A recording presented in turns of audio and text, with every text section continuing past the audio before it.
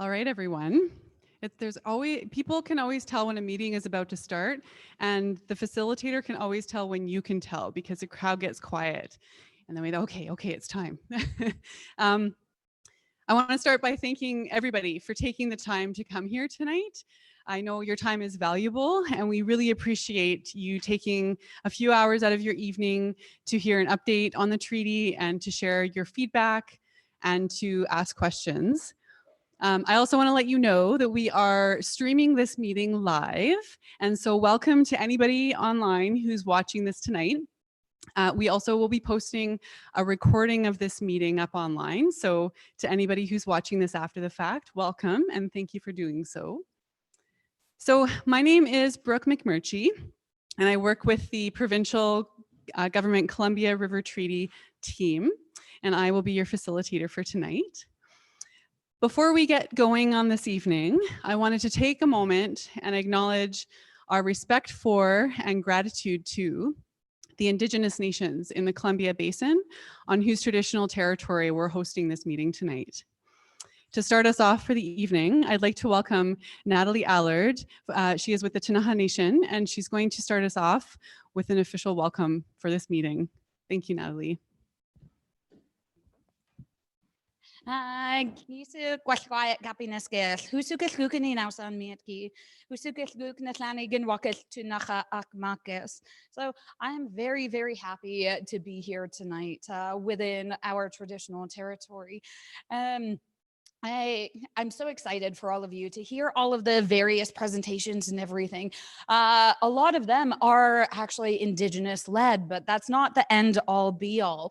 All of us share the same values and they do align. So your input is just as valuable as ours. So feel free to reach out to any of our reps here tonight and to make those connections and everything as well. So thank you.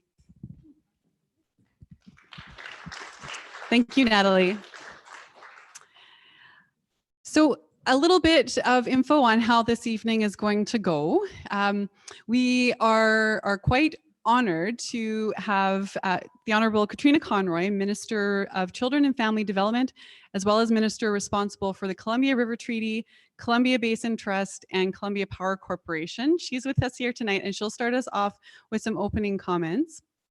We then will move into hearing from the local government committee, the Columbia River Treaty Local Government Committee.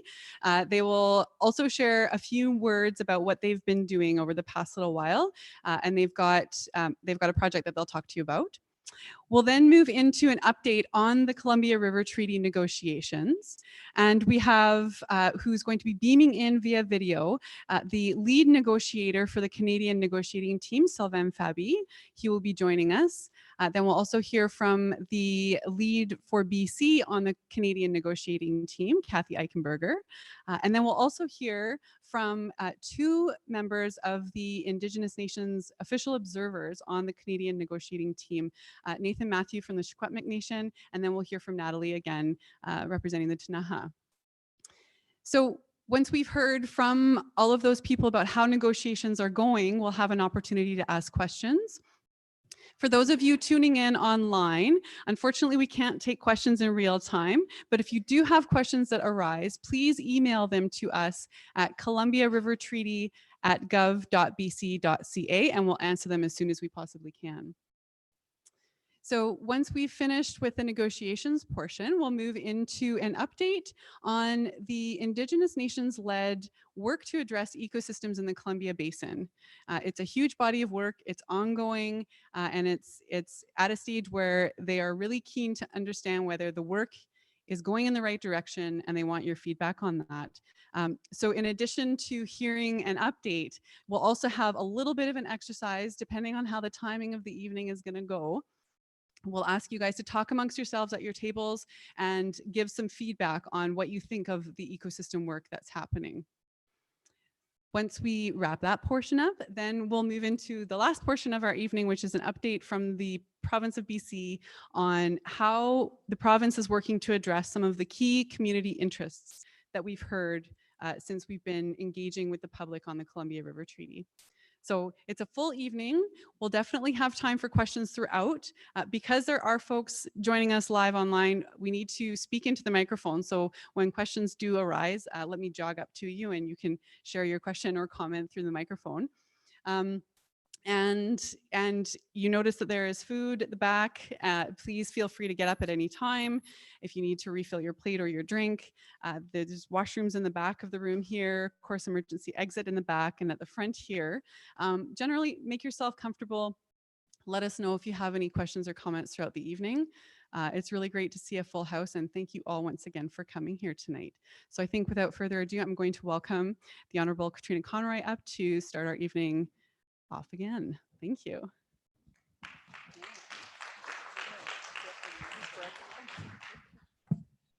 Thank you, Brooke. I've got a really long speech here. I don't know if I'm going to say it all. I want to thank Natalie for getting us started in the right way tonight. And I too want to recognize the Indigenous nations on whose traditional territory we are gathered. And to tell you how important it is for me to be here tonight and how glad I am that it's on tonight, because the House isn't sitting, because yesterday was a stat holiday. So I could be here tonight because as Minister responsible for, as we like to say in Victoria, all things Columbia, this is really near and dear to my heart, and I'm really glad that I could be here for one of these nights when the people of the basin are able to share how they feel about it. And I do want to recognize Sylvain, and you'll see him shortly on the screen as our negotiator from Global Affairs Canada, and all the work that he's been doing. But I also want to recognize a couple of guests that are here from our U.S. consulate. Adam Huntman and Jeff Reed are here. They're in the back of the room. You guys want to wave? They're from the U.S. consulate in Vancouver, and it's really nice that they made it up here for this. And I just think the very fact that we're all here talking about the treaty shows how different things are than they were when the treaty was originally signed in the 60s. Because in that time, there was no discussion with anybody. It was just signed. So it's really important that we have these opportunities to meet. This is our second round of discussions with people from the basin. So it's for me, it feels it's just so important that we're all here. Like Kathy's going to talk later, but I just want to acknowledge the incredible work she's done as our BC negotiator. She's the head of the BC team. They are very much part of the whole process with Sylvain, and it's an incredible team. And also to welcome Nathan, one of the other negotiators from the Indigenous communities that have been added to the table. And it's, I think that we can't really move forward unless we acknowledge the mistakes that happened over 50 years ago. So for us, it's an opportunity to make sure we're listening, because we know, as I said, in the 60s, that the government wasn't listening. And it's really important for all of us to know that not only are we hearing what you say, but that the people that are at the table negotiating are here and they take your concerns to the table. We did lose quite a bit in when the original treaty was signed up here. We lost a lot of economic opportunities. We lost, and as reservoirs were flooded. I still like to point out to our friends from the Okanagan that we had some of the most fertile land in the province that was flooded. And now now the Okanagan takes that kudos, but I mean, we did have incredibly prosperous land that was gone. When you think of it, there was nearly 200 square miles of land that was flooded, that was lost. And the social disruption in our region, like over 2,000 people lost their homes, some people lost their communities. And it's, when you think back on that, and it was just taken for granted. The government of the day said, this is what's going to happen, and you have no say in it. Indigenous communities lost so much as well, and sites were destroyed. So today we need to look at what's happening today with the rising and falling of reservoir levels as a result of the treaties, and we need to ensure that we're talking about the ecosystems, the agriculture, the tourism, the forestry, the recreation, and the culture that continues to be impacted. As a basin resident, I've lived most of my life here, and I'm grateful to see that changes for the better are coming around in my lifetime. And as minister, I'm incredibly proud of the fact that government is doing things differently.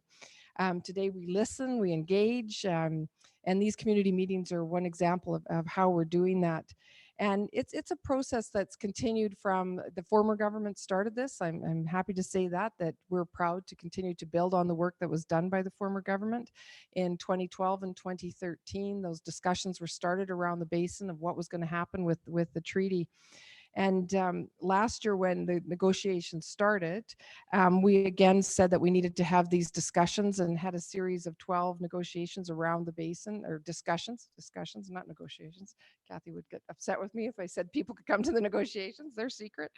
But so we hosted meetings all across the basin last fall, and they were well attended with lots of input. And this year we they're doing the same thing. We've already held 7, and now there's 5 more to be held.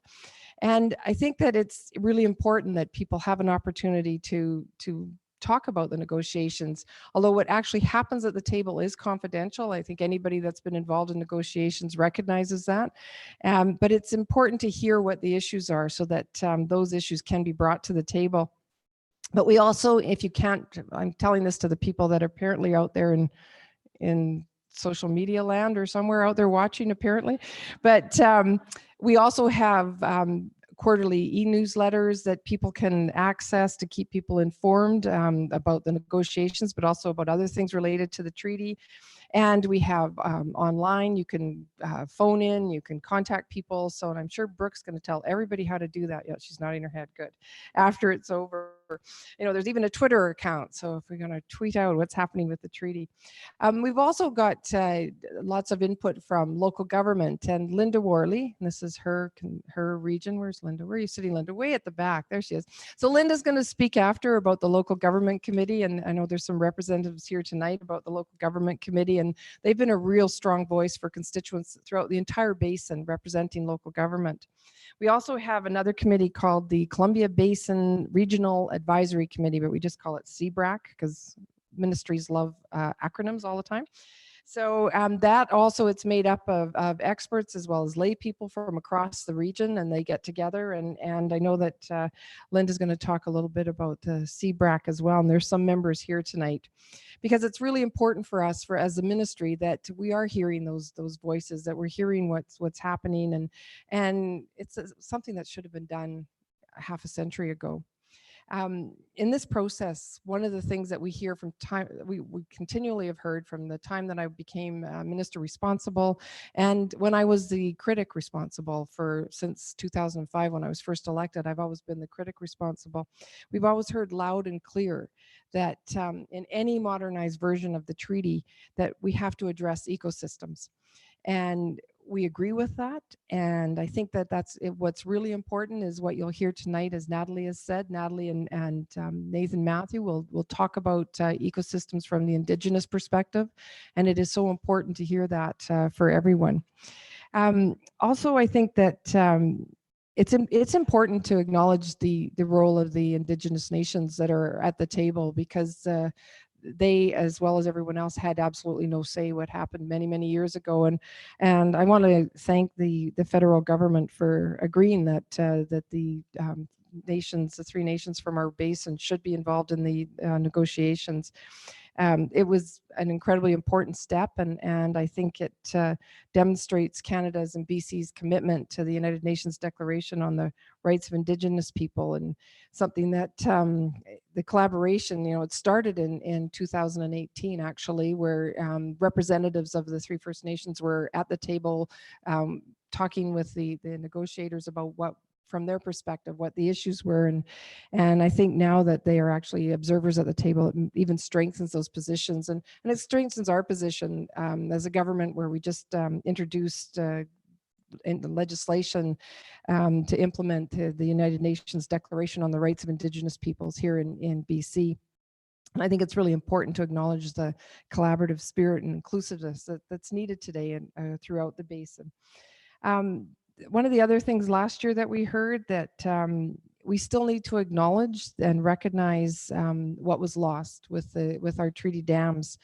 And I think in that spirit, we are making great headway, that people from the basin continue to remind us, and at the same time know we need to move forward. The province's Columbia River Treaty Team is working on a heritage project to acknowledge losses, as well as projects that address concerns around agriculture, the Creston Valley dikes, the fish passages at Duncan Dam, and recreation around the Kinbasket Reservoir. And I believe you'll hear more about these projects later on tonight. So in a few days, I'm going to be speaking in Seattle at the Pacific Northwest Economic Region's 2019 Economic Leadership Forum. And it's really valuable for me to be able to go and share BC's perspective on the treaty with American state legislatures. And in the case of this upcoming Penwar Forum, I'm especially glad to hear that they're having me speak about what the BC government has been doing to engage with people throughout the basin. And I think I take that as a compliment, not only to the government, but to the federal government and to the team we have working on this, but also to all the basin residents who have insisted that your voices be heard, because I think that's critically important. And in the past, governments will ignore voices if they don't clamor, and voices in the basin have said we want to be heard, and so they need to be heard, and we need that input and that insight, or the process just wouldn't work. So I want to end by thanking everybody for coming tonight. I know it, sometimes tough to get out, but I think it's really important that you're here, that your voices are heard, and I know there's lots of ways that you can write down your issues too, and Brooke's probably going to tell you all about that too.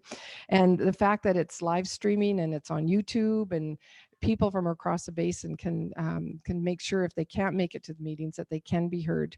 And I just think that it's really important that you're all here, and I appreciate the fact that that this is important enough for everybody, that you want to make sure that your voices are heard. The only thing I want to start doing more of is bringing these discussions to classrooms and to high schools and even elementary schools, because every time I go and talk, I was at a grade 5 class recently and I went to talk to one grade 5 class, and the teacher said, well, the few more classes want to meet with you. I ended up talking to 6 classes, and everyone that I talked to about the treaty, the kids immediately lit up and went, oh my goodness, yeah. And I said, this is about your future. And to me, that's what the Columbia River Treaty is about. It's a generational treaty. It's not about what's going to be good for those of us in the room. When I look around the room, it is, but this treaty is going to be good for our kids and grandkids and their kids. Because when the treaty was signed in the 60s, I was 4.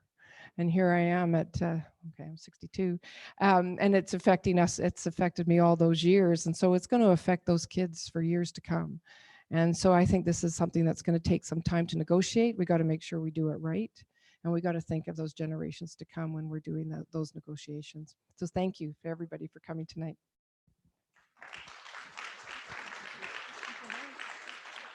Thank you so much, Minister. Thank you very much. So next, I'd like to welcome Linda Worley up to the front. Linda is the chair of the Columbia River Treaty Local Governments Committee. And just a note about the Local Governments Committee, they've been around since, she'll tell you, since 2011, I believe, and has been working very closely with the province to make sure that Canadian Columbia Basin community interests are front and center when it comes to evaluating the future of the treaty. And so I'll ask Linda to come up now and speak a little bit about the work that they've been doing on behalf of Basin communities. Thank you, Linda. Thank you, Brett. Thank you. Hello, everyone, and welcome to Area B of the Regional District Kootenay boundary. And we're proud to represent the Lower Columbia communities at this great meeting that we've done over and over again over the last years. I think this is the 4th round of community meetings that we've done, and we've made it to most all of them. I'm Linda Worley. I'm the Area B Director for Regional District Kootenay Boundary. I'm the appointee of the Kootenay Boundary to the Local Governments Committee, along with my cohort, Diane Langman at the back. Diane, would you stand up? She is the Mayor of Warfield. She's the other member. And we have a great team. We work well together, even though we had some challenges with the last elections and a big turnover. With the help of our executive director, the province's help, we have a great committee that's up to speed pretty well on what's happened before, and we haven't lost a step, which is wonderful. The Indigenous communities that we're proud to be on, I'm happy to recognize them as well. It has been done by the two previous speakers, so I won't go through that again, but just let you know that I'm very proud and honored to be on these traditional unceded lands of the Indigenous peoples. I'd like to thank you all for coming out and for providing input, which I'm hoping you'll do by the end of this, and through your questions this evening would be great. It's essential that we continue to share our concerns and interest with the negotiating team and the BC Columbia River Treaty team. I'd like to thank the BC team and the federal government negotiating members for continuing to come to the basin to hear the views of the basin residents, which is so important. I'd like to now take a moment to introduce those that are present that are the CBRAC members. So tonight we have Natalie Allard, who is at the back, who you heard speak earlier, who's waving. And we have Nathan Matthews. We're pleased to have Nathan here. Thank you, Nathan. Grant Sapranoff, who is the CBRAC member, and he lives in Genelle in this community, and he's a valuable member, a great fisherman on this river. Dan Bullion, who has joined us this year. We're very happy to have Dan. He works with tech, and he is an expert in many fields, and we're happy to have his input. And Jamie Jones from Castlegar area, who has just shone. She is dedicated. She came with her newborn baby to the very first meeting, and she's so dedicated to this cause and this wonderful process that's ongoing. So next slide. Our role, as Brooke had mentioned, since 2011 was to ensure basin residents and local elected officials increase the knowledge of the Columbia River Treaty and have opportunities to be engaged on the CRT issues. As you see, build understanding, and the committee was created in 2011 when discussions began about the potential of the US and Canada signing signaling their wish to terminate the treaty, and this spurred on this committee. And you can see the other interests are here: building an understanding of regional views and values, and provincial and federal agencies advocate for specific regional interests, and that's what this is all about, these meetings, and work collaboratively with local MLAs and MPs, and we're so pleased to have such a dedicated person on our side with our MLAs. So thank you, Katrine. This picture is one of the mud flaps south of Valemount during the spring drawdown, and it's just becomes a dust bowl. It is very impacted by the treaty. Next, we have the members of the local governments committee. As you can see, it's well represented across the basin as well as Valemount. And we have a member from the AKBLG, which is the Area Kootenay Boundary Local Governments Committee, which we take our concerns to, and we go forward to the UBCM conference with those. Okay, our activities. Since 2012 and 13, we had community meetings with the BC Review team and advice from experts. 2014 till now, with the BC CRT team support the Columbia Basin Regional Advisor Committee, who advise on the CRT and regional hydro operations. It includes 30+ citizens. We're very lucky to have a broad representation for geography, basin interest, and appointees from basin local governments. And I sit on this committee as well. First Nations and hydropower producers, and we have introduced our First Nations people. And I think Marianne Cools is here from BC Hydro. There she is in the back. Yeah, she's over there. Okay, that's great. So 2016 to now, once the federal government became involved, the committee has worked to develop strong relationships with federal staff. The LGC is updated after every negotiating session, and we've met with negotiating team and the Director General from Global Affairs Canada during the Transboundary Conference, which we all attended in September in Kimberley, in Acum area. Currently, the committee is updating our recommendations as some things have changed over 5 years. And that's the exciting part, is be able to come back to the people and get some more input, possibly to update these recommendations going forward into the treaty negotiations. It's very important. And we're looking for your input. It's essential that if you have something to say, you say it. And we hear it and we listen, and your words are not lost. Thank you. Okay. The treaty process recommendations. These are the local government status. The committee is very supportive of regional Indigenous nations having a meaningful role in the negotiations. The committee has ongoing engagement with the negotiation team through a protocol and is confident that our recommendations and the voice of the basin residents are being reflected in these negotiations. We prepare to act if this changes as negotiations evolve. And assessing the benefits and impacts, or making sure all benefits and impacts along the river are assessed and considered in treaty decisions. We'll be working with the BC team and identify what information basin residents need updated. So treaty content recommendations, as you can see, they are here. Reduce negative impacts to the basin. Equitable benefit sharing, expand the focus, especially to include ecosystems. That's very important. That's something new that's come up. Flood risk management. Flood risk management, the committee believes U.S. reservoirs should be drawn down more to minimize the impacts in BC without making conditions worse in the Kookanusa area, which is directly below the Libby. The committee is very happy to see the Indigenous nations championing ecosystems and salmon restoration, which you will hear more about later in this meeting. Okay, treaty content recommendations 2, to integrate climate change, pursue salmon restoration, and less fluctuation in reservoir levels. The governance committee recommendations is based on the input from the public last year. And the Basin Scale River Management Organization recommendation goes beyond the Columbia River Treaty.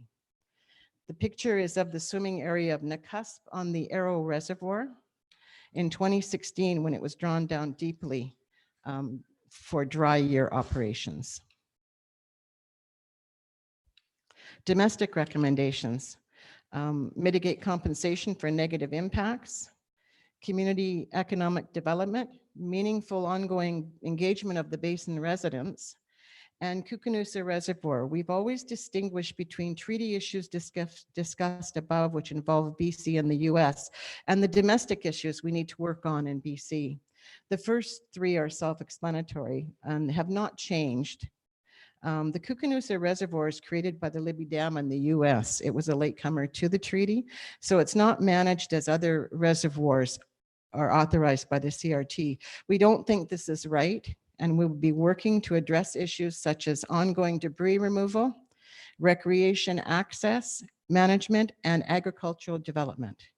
This picture is of a Kookanusa Reservoir in early July this year when the marinas weren't accessible due to the low inflows and legally required fish flows for the treaty. Kookanusa, anybody who travels between Cranbrook and Fernie, go over the Kookanusa Bridge and you see the extensive drawdown areas there, and it's really affected the people of that area, as well as Katrina had mentioned, some of the most fertile land in the East Kootenay was lost in this. We're also speaking with regional fish and wildlife compensation program staff about how to improve communications and engagement with basin residents. And this is a picture of the Duncan Reservoir drawn down this spring. It's very, very low. So here we are near the end. The committee invites you to provide feedback on our draft recommendations, and you can pick up a copy if you haven't already at the front table. And also available online by Googling AKBLG CRT, which is a preferred option to reduce paper because we're always trying to think of the environment.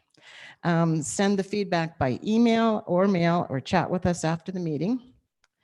I'd like at this point to also introduce our executive director, Cindy Pierce, who is doing an amazing job keeping us focused and educated and all things Cindy. Yay, Cindy. The deadline for comments is December 9th, so you don't have to do it tonight. It'd be nice if you had some, but if you don't, please think about it and use one of those preferred options up there to contact.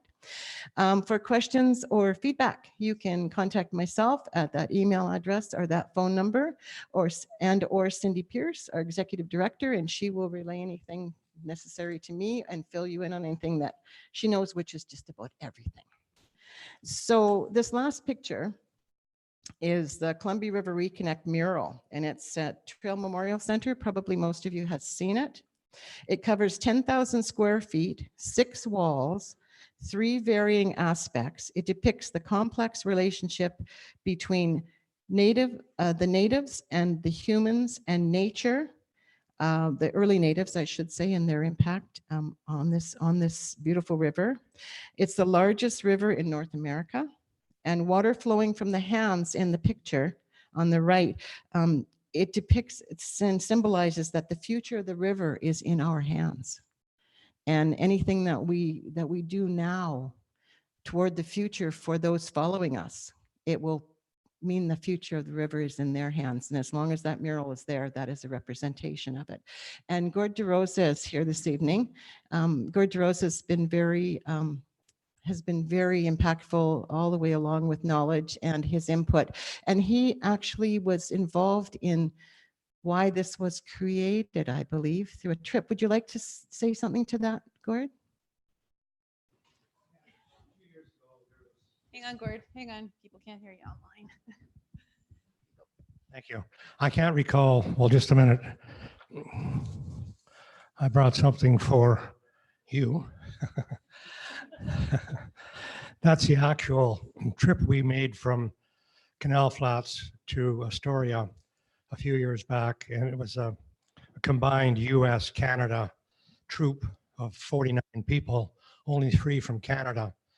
And we learned all things about the Columbia River and what it meant to both the US and Canada. And the takeaway was each team, and there was a team of 3 or 4 people per team, had to come up with how to promote the wellness of the river. And so our commitment was to paint that mural on that wall. The City of Trail gave us the wall. BC Hydro, or Fortis, I think it cost $130,000 to do. Painted by 2 artists with 4-inch brushes. Everything on there is absolutely authentic. On the left side, you'll see David, who's our explorer, David Thompson's map. And it was actually photographed in a museum and projected on the wall to make sure it was right. The canoe on the bottom and left is an actual photograph painted of a sturgeon canoe. And really, the biggest symbolism for me is that eagle on the corner. One of the wings is made out of maple leaves, and that's to depict one river, 2 nations.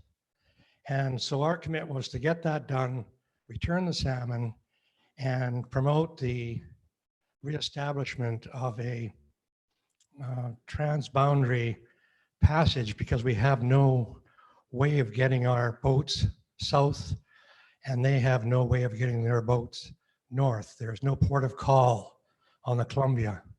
It's just amazing the size of that river, and that we don't have passage on it. So those are the 3 things we promoted. Thank you very much. Thank you.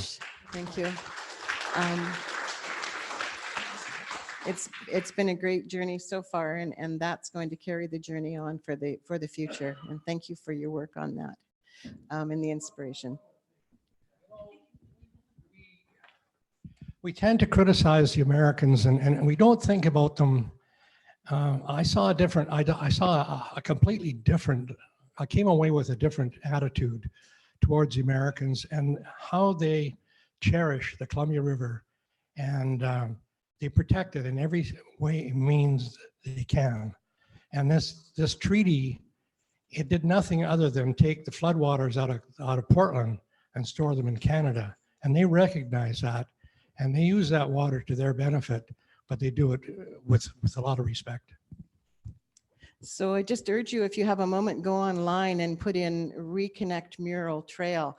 And there's a short video on there that is amazing because it does close-ups of every part of that mural, and you can really see the work that went into it and get the poignance of it. So thank you for coming out and hearing about the Columbia River Treaty Local Government Committee. Thank you. Thank you, Linda. Thank you. That's really great. And thank you, Gord, for sharing your story.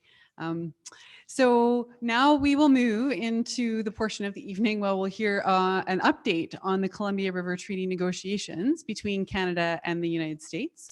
And first, I'd like to turn the video over to Sylvain Fabi, who's dialing in from Ottawa here tonight. Sylvain is the lead negotiator for the Canadian Columbia River Treaty negotiating team. And do we have him online? Right on. Welcome, Sylvain. So we'll say hello to you, and I'll turn the mic over to you to share an update on the treaty. Thank you. All right. Well, thank you, Brooke. And good evening to all. Good evening, Minister Conroy. And good evening, Genelle. My name is Sylvain Fabi. As Brooke said, I'm the Columbia River Treaty Chief Negotiator from Global Affairs Canada, calling you tonight from very cold and very white Ottawa. And I'd like to begin with thanking Minister Conroy for the constant leadership that she has displayed in support of the renegotiation and modernizing of the Columbia River Treaty. Over the last several years, both the federal and provincial representatives have worked quite closely to develop our common positions. And I want to reiterate our commitment to ongoing engagement with Basin residents, and also in the participation of the Columbia River Basin First Nation in the process. So thank you for all of you for being at the forefront of this effort.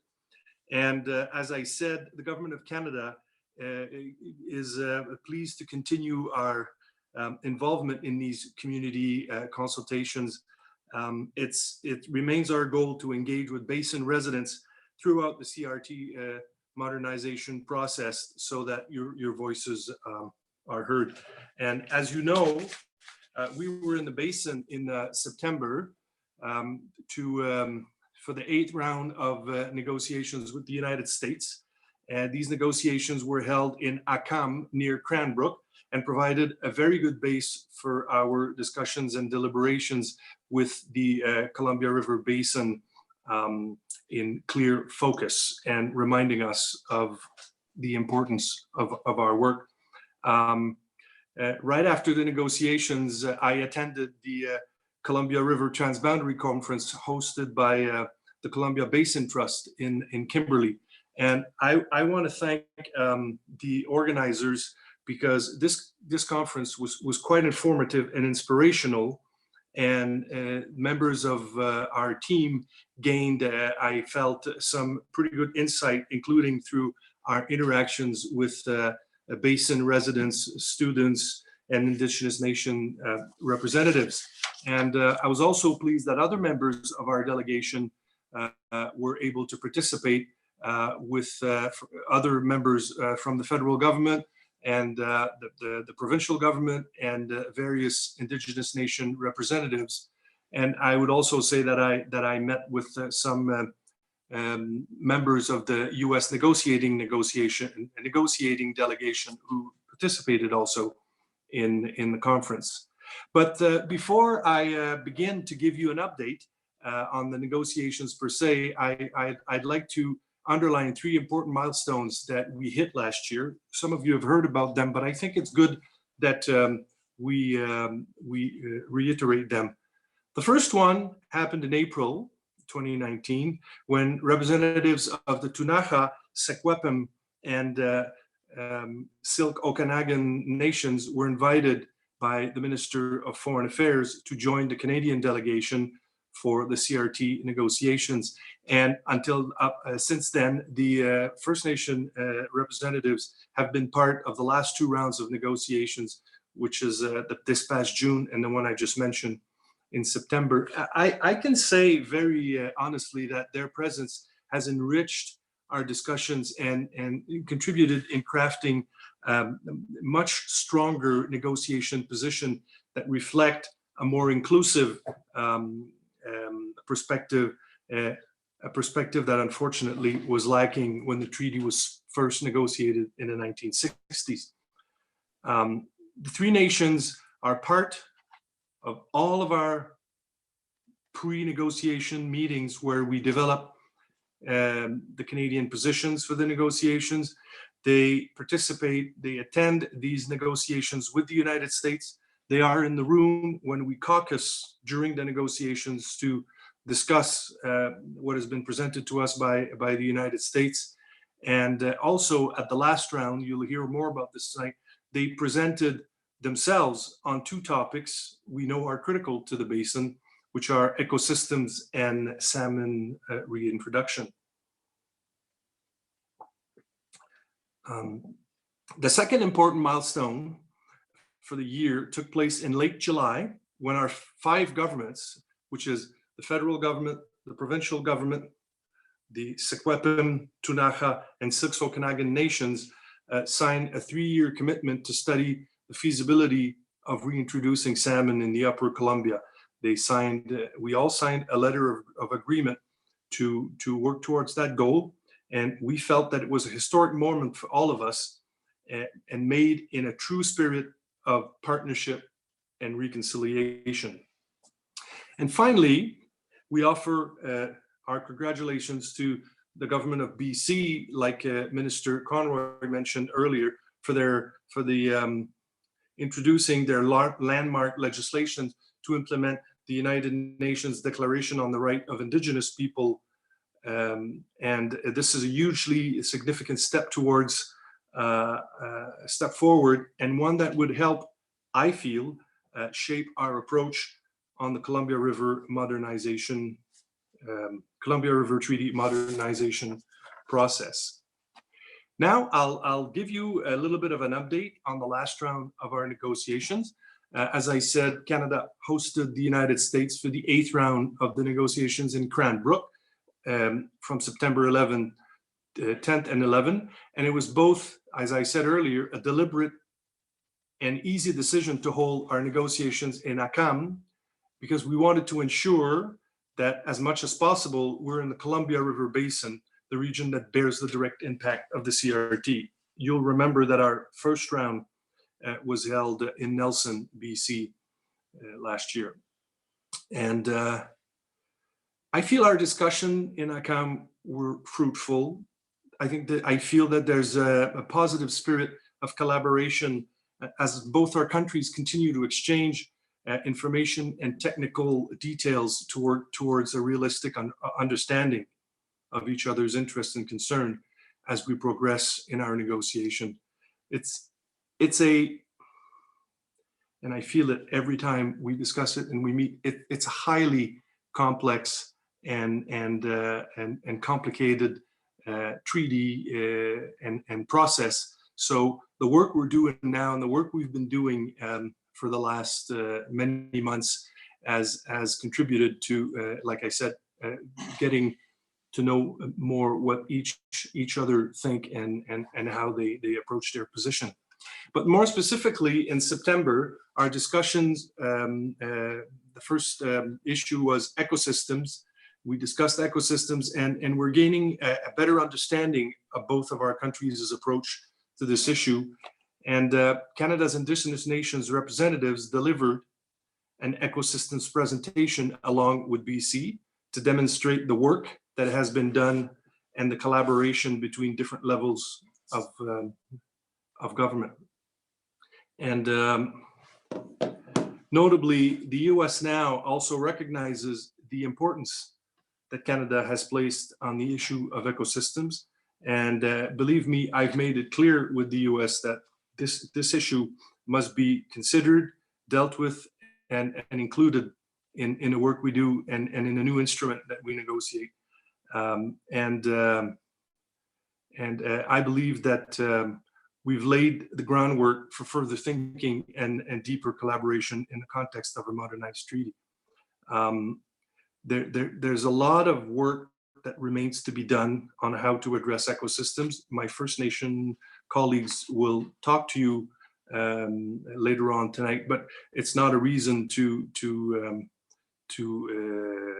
exclude them from the work that we're doing. On the contrary.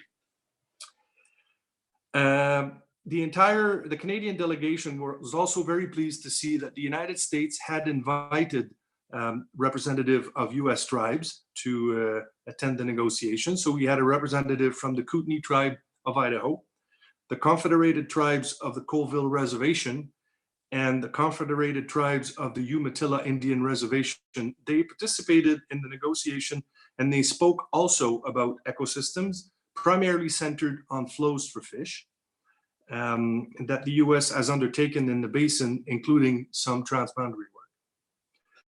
On salmon, again, our colleagues from the Indigenous nations highlighted the recently signed letter of agreement that I spoke about a little earlier, and the upcoming approach to studying the feasibility of salmon reintroduction in the upper Columbia.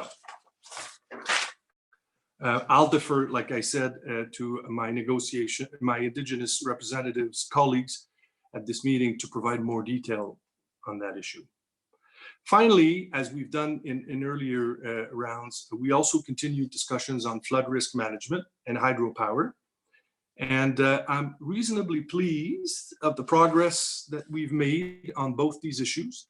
And frankly speaking, this has been, as I said just earlier, a very complex undertaking, and both sides are grappling with their own and unique data sets, right? All the modeling that we're doing. And we hope we can hit soon some common grounds in the coming weeks and months on these two issues. I'll close my round 8 update by saying that though this is a multifaceted negotiation and that one that is not straightforward, I can say with certainty that there's a very strong spirit of collaboration and goodwill amongst both delegations. And this is very clear to me. And our hope is that we will come to an agreement eventually that is both fair and also encompasses the issues that were missed in 1964 when the treaty was first agreed upon. We're now in the process of preparing for the next round of negotiations. And in this upcoming round and future rounds, we will continue to make clear that basin interests, including ecosystems, are promoted and considered. And we seek a modernized treaty that provides benefits for both sides of the border. And for Canada, that means that benefits are felt in the province and more specifically in the basin. So thank you very much for allowing me these few minutes to update you on the CRT work and for your attention. It's important that to understand your views, for us, it's important that we understand your views and concerns as we continue our negotiation with the US. And I'd like to thank Kathy Eichenberger and her whole team for organizing these events. And I wish you well in your deliberations this evening.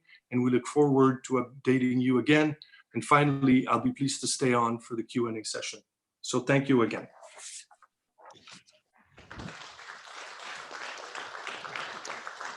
Thank you so much, Sylvain. That was great. And now I'll turn it over to Kathy, who is the BC representative on the Canadian negotiating team. Go ahead, Kathy. Good evening. First, thank you, Minister, for your opening remarks and your wonderful ongoing support and that of your team. And especially a shout out to your ministerial assistant, Adina Brown. I think we would be incomplete now if she weren't working with us almost on a daily basis. It makes such a difference. So thank you. You know, it's a real privilege to work with such an engaged minister and have such access to her office. I think it's fairly rare in government, but it is showing how important she feels this file is for not only the basin residents, but all of British Columbia. Thank you, Sylvain, for leading the update on the negotiations. And I'm happy to be here tonight with you. Since 2011, I've been working primarily on the Columbia Treaty, on other issues as well. And one of the highlights of my work is to come to the communities and to talk directly with the residents. So unfortunately, with the negotiations underway, it does take a lot of my time, and I can't attend all of the community meetings, all 12 this round, but I do attend some of them in person and some by Zoom, like Sylvain just did. So Minister Conroy and Sylvain Fabi covered a lot of ground. There's not that much left for me to share except answer the really difficult questions. But I do want to raise a few points. One is that very often people ask, what is the role of BC in negotiations between Canada and the United States? And yes, while it's true that international treaties falls within the jurisdiction of Canada, Canada transferred most of the obligations and the benefits of the treaty to BC under a 1963 Canada-BC agreement. And that had never happened before. And it hasn't happened since. And so that relationship is very special. But our relationship with Global Affairs Canada goes way beyond the requirements of that 1963 agreement. We've been working very closely with our colleagues in Ottawa since the beginning, since the Columbia Treaty Review when we started in 2011, and had many rounds of consultation to determine whether we should continue the treaty, terminate the treaty, or amend the treaty. And we've been continuing to work closely through the review and through this phase of negotiations. So we really appreciate the very high level of cooperation that we have between the two teams. In fact, it's really one team, and now including the Indigenous nations, and it's just making us stronger. The only other point I would like to emphasize is how we feel, how important it is to have some of these negotiating sessions in the basin. We've had 2, Nelson and Akam. We hope to have as many as possible because we've seen when the Canadian and US negotiating delegations come to the basin, come to the communities, they witness firsthand how the residents cherish the Canadian Columbia Basin. And while the negotiating sessions are not open to the public, I've seen and I found that members of both teams are happy to engage outside of the meetings themselves and speak to people on the ground, and we will try to do that as much as possible. So actually, I'm just happy to see the people here today, and that I want to assure you that what we hear goes directly into how we develop our negotiating positions with the United States. Before we ever conclude the negotiations, we'll be coming back to you to show you how it hopefully is reflecting perhaps not everyone's thoughts and desires, but that it will make the basin realize their objectives from the Indigenous peoples, from communities, from residents, and from governments. So at that, I will leave it open to questions for Sylvain or myself. Actually, before that, we're going to invite Nathan and Natalie up to share their piece on how negotiations have been going. Nathan Matthew is with the Secwepemc Nation and is present as an observer at negotiations, and Natalie Allard is a member of the negotiation advisory team that works closely with the province and the federal government representing the Ktunaxa. So you both get a microphone. Who speaks first? Go ahead, Natalie. All right. Okay. Gisa Kukit. So I am officially appointed by the Ktunaxa Nation Council as a cultural lead for the Columbia River Treaty, and I also sit on the negotiation advisory team. So with the negotiation advisory team, we have reps from Canada and then BC, as well as all 3 of the nations that are affected around the basin as well. And then And so that's composed of the 5 different governments. And then so we have made major headway in all of our work together. So one thing that I really want to highlight is we actually recently just signed a negotiation framework agreement, but of how we're all going to work together. So all 5 of those governments. And then so we're involved in many different aspects of the negotiations, from the prep meetings for the different rounds of negotiation in between Canada and the US. And that started in round 5 of the negotiations. And then we received the observer status in round 7. But it is really an observer plus because it's very meaningful participation. And then so our input into the negotiations, it provides that longevity and deep knowledge about the Columbia River and all living things that rely on the river for survival. It ensures our voice is a strong part of the negotiations that allows us to regain the ability to meet our own responsibilities. And then so with that, we have various subcommittees all the way from the ecosystem of function work, CBRAC, the cultural values, various modeling. And then we also have our own First Nations working group that we work very well together between the 3 Indigenous nations.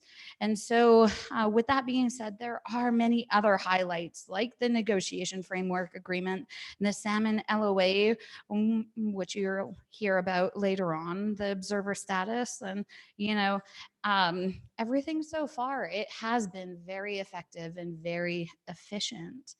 And so with that being said, connect with all of the First Nations that are leading all of the ecosystem-based work.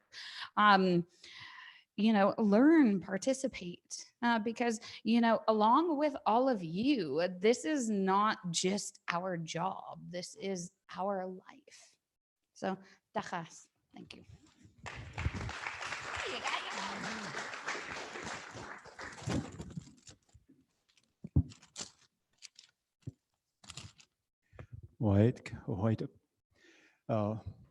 I'm so pleased to be here tonight representing the Indigenous side of the negotiations.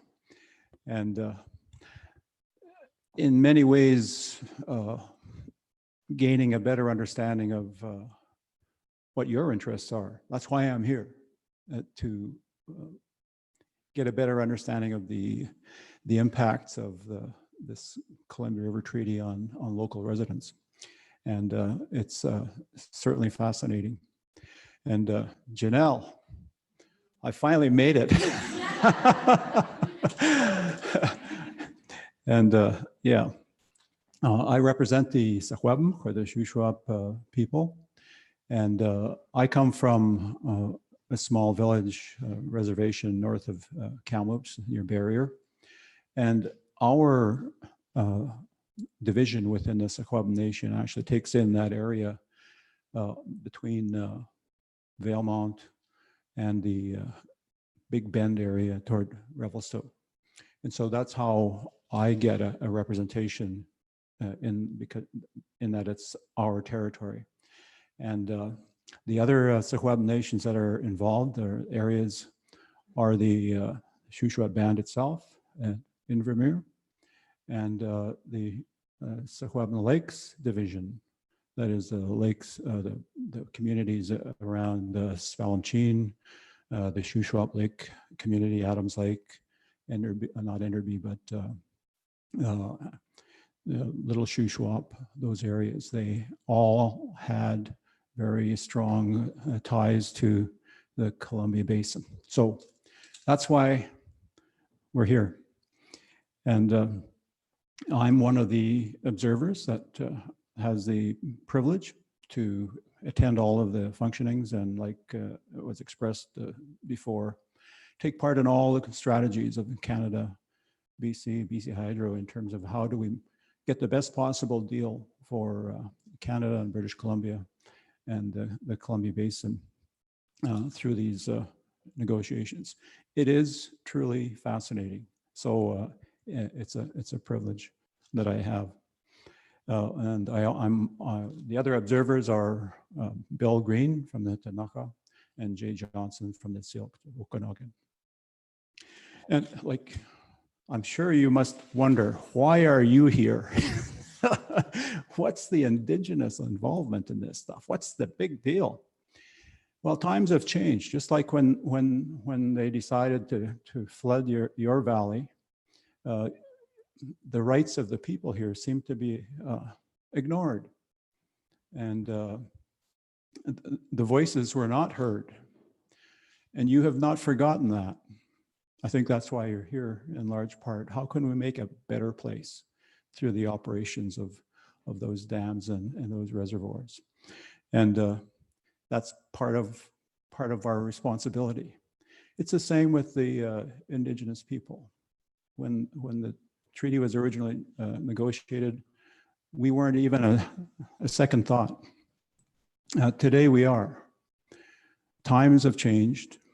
We've had the Constitution has changed in the interim. The rights of Aboriginal people are recognized in Canada and all the provinces, BC. And through a long succession of Supreme Court decisions, it's been confirmed legally that our right to live as Indigenous people within our territories, that we have rights to self-governance, self-determination, rights to our lands, rights to make decisions about how the uses of the land can be put, right to benefit from the lands. The Supreme Court says we have that. They've never been extinguished. So that's one of the biggest reasons we're here, because the law says that it's right. And supporting all that, just recently, the United Nations Declaration on the Rights of Indigenous People were accepted by the country of Canada and the province of BC. That supports all of just what I've just said, that Indigenous people have a right to be in their traditional lands, to use, to benefit, to occupy, and to be part of the decision-making process about how those resources are to be put. So that's mainly why we're here as Indigenous people. And we're here recognizing that you're here too and you have interests, that nobody's leaving, nobody's got to go any place. But we share the responsibility of taking care of the land that we live in. We have a right to do that. We have a right to a voice and all of that. I've read all the material, not read all the material. I've read a little bit, the headlines probably, of the concerns of the Valley residents, right from when the waters were rising, and to the most lately since 2012 when there were these community hearings again. The interests are the same. We want a stronger, better environment. We want to be able to benefit in more ways perhaps than we currently do from the operations of the system. And we just want our voices there.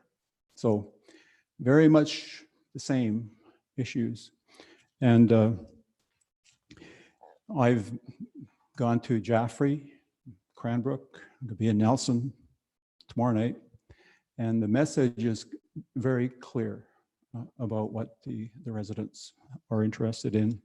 And it'll be most important to see how we can take that interest and put it into the words that we put in front of or get into the negotiations, because it's supposed to be a negotiation. And we're really focused on making sure that it is. I'm very pleased that First Nations, our Indigenous side, we've been able to take a leadership in environmental issues, ecosystem functions, they call it, or we call it. And we're doing the research. in those areas, and we're looking at the implications, if we're successful, of having those values put into the treaty of affecting the operations of the system. And of course, salmon restoration. We have a real strong feeling about that, and we're determined to make sure we see the return of the salmon through these negotiations. So I'm just pleased to be here, and I look forward to our Indigenous involvement in this most important discussion about our lands within the Columbia River Basin. Cook's Jam. Thank you.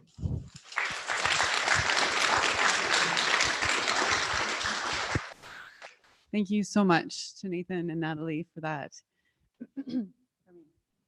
And now we can take questions and comments for anybody, for Sylvain, for Kathy, for Natalie and Nathan. Does anybody have any questions or comments about the treaty negotiations or otherwise? And again, a reminder that we need to use the microphone, so bear with me here. This is also for the engagement process as well, so I'm not too sure. Maybe if Linda or anyone else from the team can answer it. Oh, I'm sorry. Thank you, Mary. My name is Tara Howes, and I'm a Rosslyn resident. I'm curious, when we talk about the negative impacts and we talk about the distribution of benefits, they are disproportionately received amongst our community members as individuals. And a lot of that can be looked at from a power issue. And so I'm curious, at the negotiation table, how are power imbalances being mitigated to address these imbalances that exist when we look at women, Indigenous communities, low income, people with any kind of disability? And then again, from the engagement side, how are those imbalances again being addressed?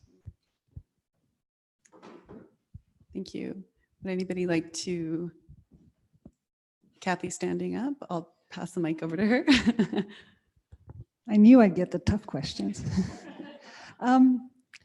So there are two ways that we're moving forward in improving the treaty. And one is negotiating with the United States on achieving a better balance between the two countries.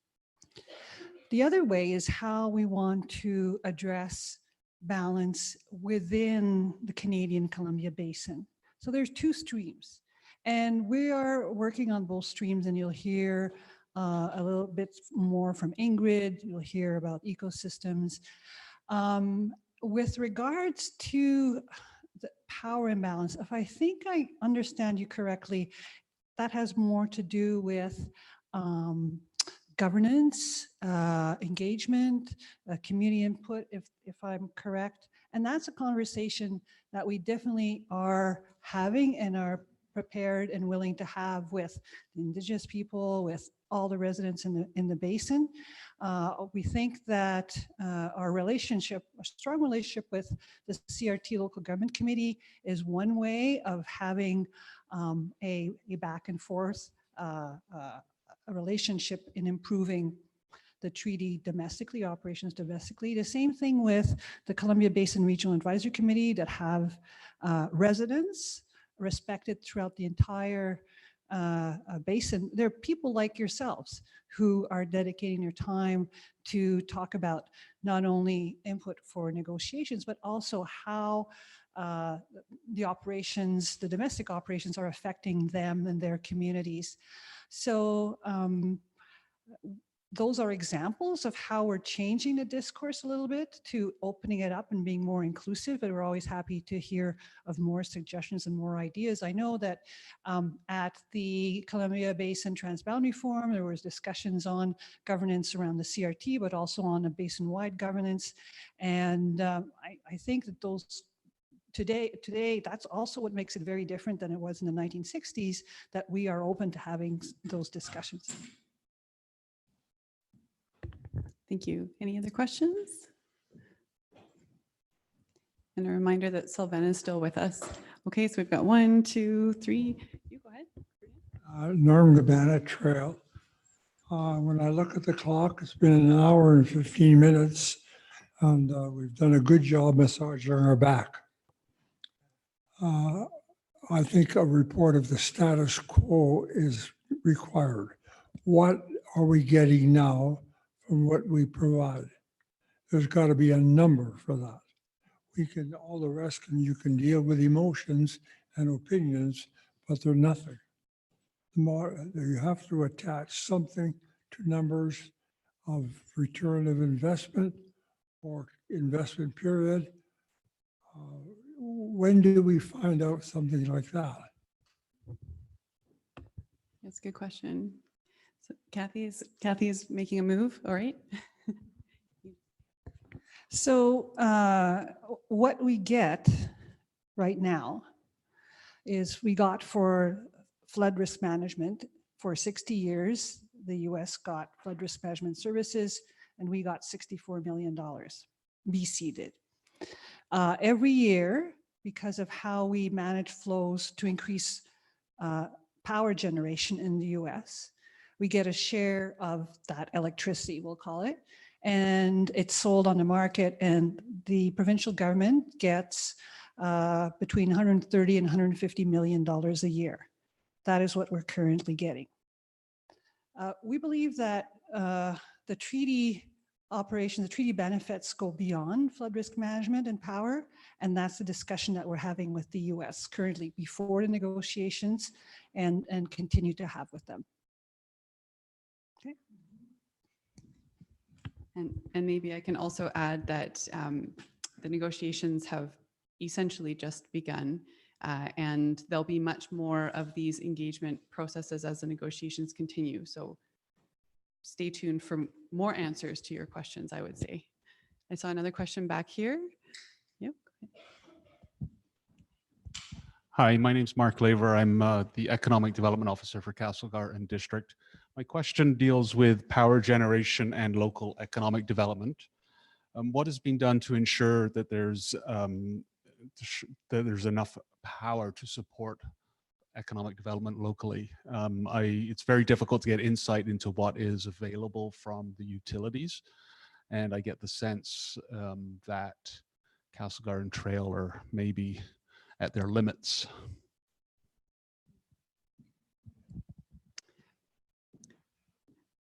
Is that anybody? Marianne?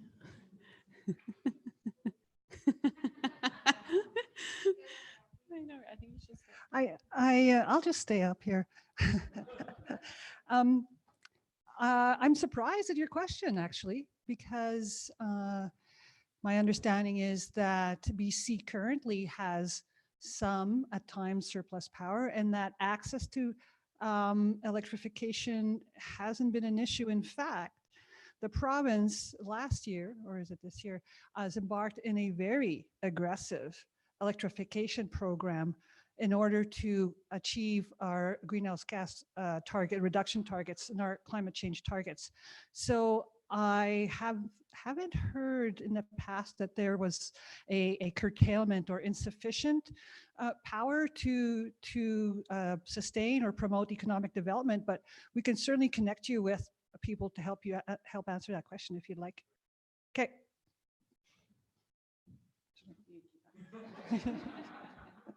Any other questions for Kathy or the others? Yep, we've got one over here. Hi there. I'm Lindsay. I'm an archaeologist with TP Mountain Ecocultural Services. Natalie, I'm pretty sure you know what I'm going to ask. So having done work in pretty well all of these reservoirs, with Natalie in some instances, I've seen the direct negative impacts that have been taking place as a result of the fluctuating reservoirs on pre-contact archaeology sites, as well as some historic sites as well. So I'm just wondering if there are any specific conditions within the CRT that will address these impacts, or are they just going to be put in with the regulations under the BC Archaeology Branch? I don't know about the regulations under the BC Archaeology Branch, but I do know, and that's something that the Indigenous nations are going to be talking about later on modeling different operations to see how different levels and different amplitudes of fluctuations might improve exactly what you're talking about, and including other values. Did you want to speak to that?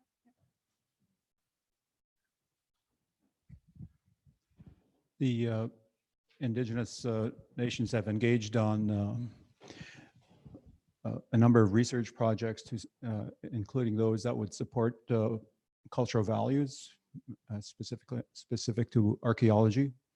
And once we identify the impacts, then how can we protect those archaeology values by looking at different flows, levels, those kind of things, and we would model it, and then we would put it into that whole package of issues to be negotiated. So we are addressing it in a very specific way, and that's not to say that we will be successful, because it's ultimately a negotiation, but we're intent on doing that work. So thanks for the question. Okay, we've got one in the back, and I think I'm also conscious of the time here, so maybe 2 more questions after this one. Thank you. Hi, my name is Fern. I'm just wondering about the increase in electrical power we're going to be facing as we supposedly or hopefully phase away from fossil fuels, and how the Columbia Basin Trust is looking at that climatic change in their negotiations, if we can add more hydroelectric to our system.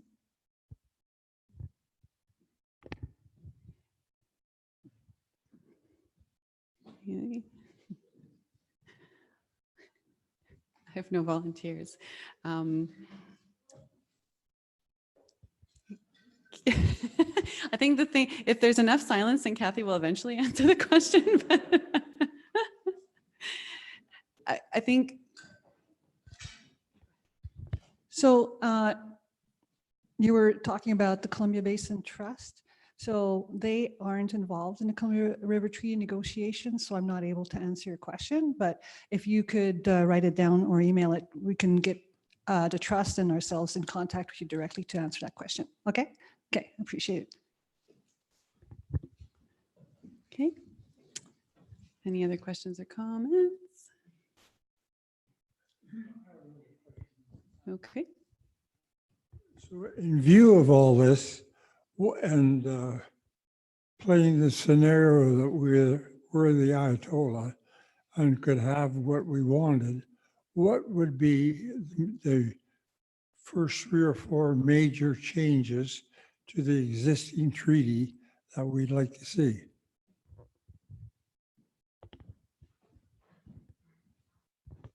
Actually, this is why we're here. We want to ask you that. We want to ask all of you that.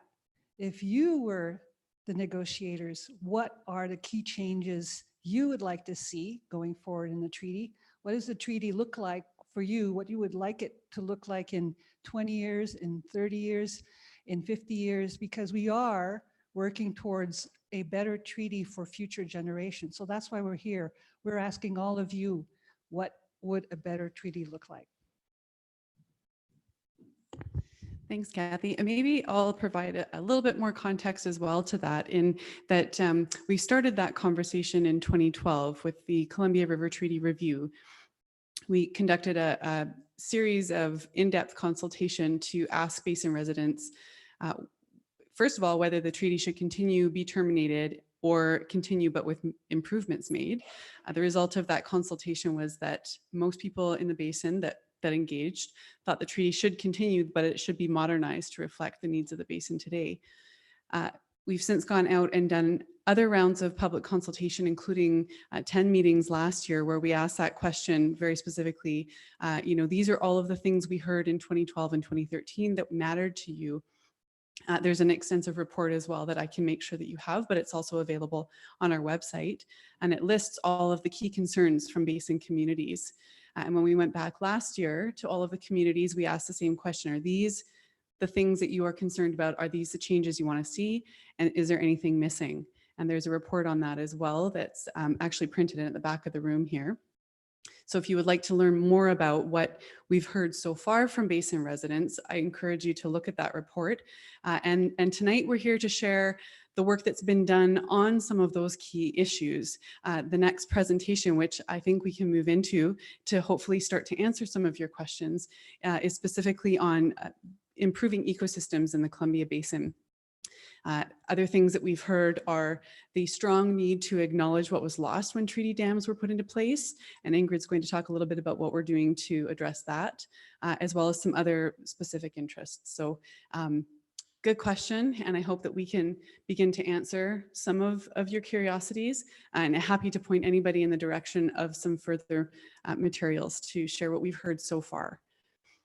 So I think with that, I'd like to first thank Sylvain again for joining us.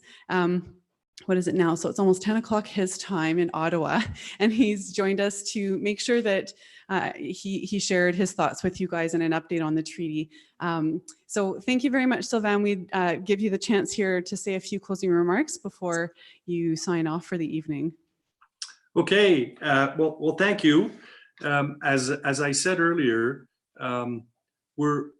we have been and will continue to engage with people in the basin and of course to work with the First Nations towards improving the treaty. Our neighbors to the south expressed years ago a strong desire to renegotiate the treaty because of, you know, that the treaty doesn't come to an end, but there's a part of it that will change in 2024, which is the assured flood risk management regime. So as Brooke has indicated, we've decided to engage with the US on modernizing the treaty, trying to avoid, of course, the mistakes of the past. And being here tonight is one of the things we're doing towards that. And the full-fledged engagement of our colleagues from the First Nations is another part of that. So we're making sure that we're doing it now. And of course, what we want to do is maximize the results for Canada, for BC, for the First Nations. Nathan mentioned earlier that we may not get everything we want, because it is, after all, a negotiation with the United States. But we want to make sure that we get out of it as much as we can, and that you know, if we get a good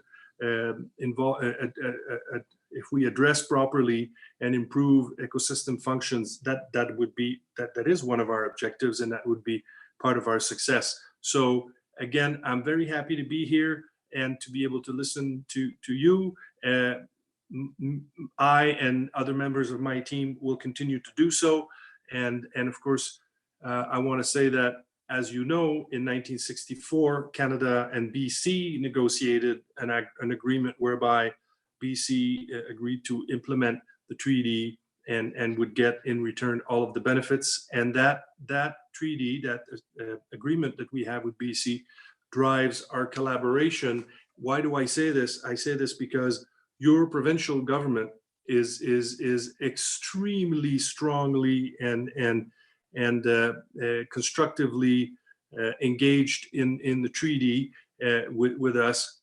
I negotiate the treaty because that's what people in my big department in faraway Ottawa does. But your voices are being heard both through what we do tonight, but also through the very strong leadership and engagement of representatives of your province and also of the First Nations of the basin. So again, thanks for allowing me to be part of this, and I hope that you continue to have a constructive evening, and we'll certainly talk at one point in the near future. Thank you. Thank you so much, Sylvain. Thank you. And I also want to highlight that there are many ways for you to get your questions to us if you weren't able to voice them tonight, or you're pondering things after we leave here tonight. There's cards at the back of the room towards the entrance that have an email address on them, as well as a phone number that comes directly to myself and to Kathy. And we're on Facebook and Twitter if you do those sorts of things, and so you can share your comments that way too. And then we've got participant evaluation forms on the table. Jot down your comments there. We really do need and want to hear from you, so thank you very much.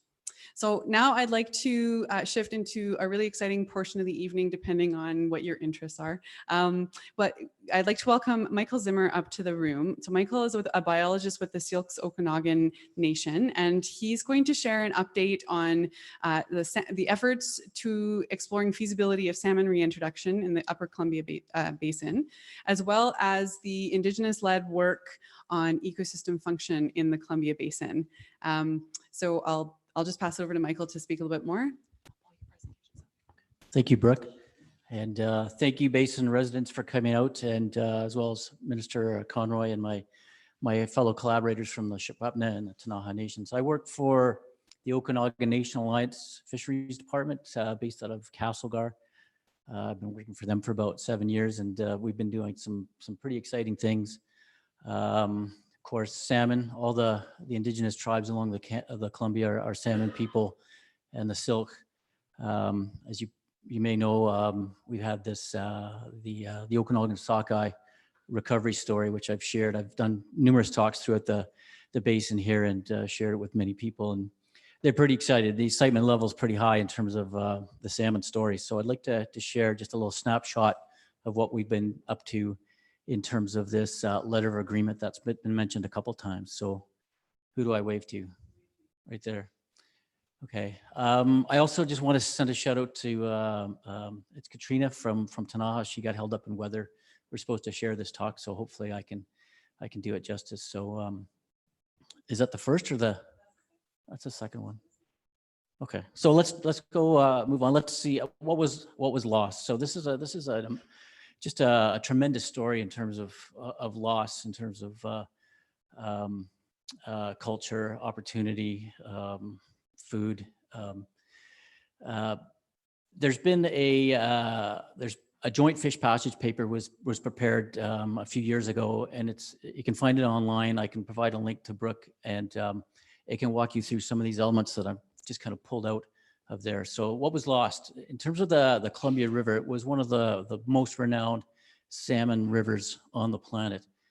In terms of what came up above Green Coulee across the border here, we're talking in the order of a couple million salmon and steelhead. And steelhead are the ocean-going variety of rainbow trout.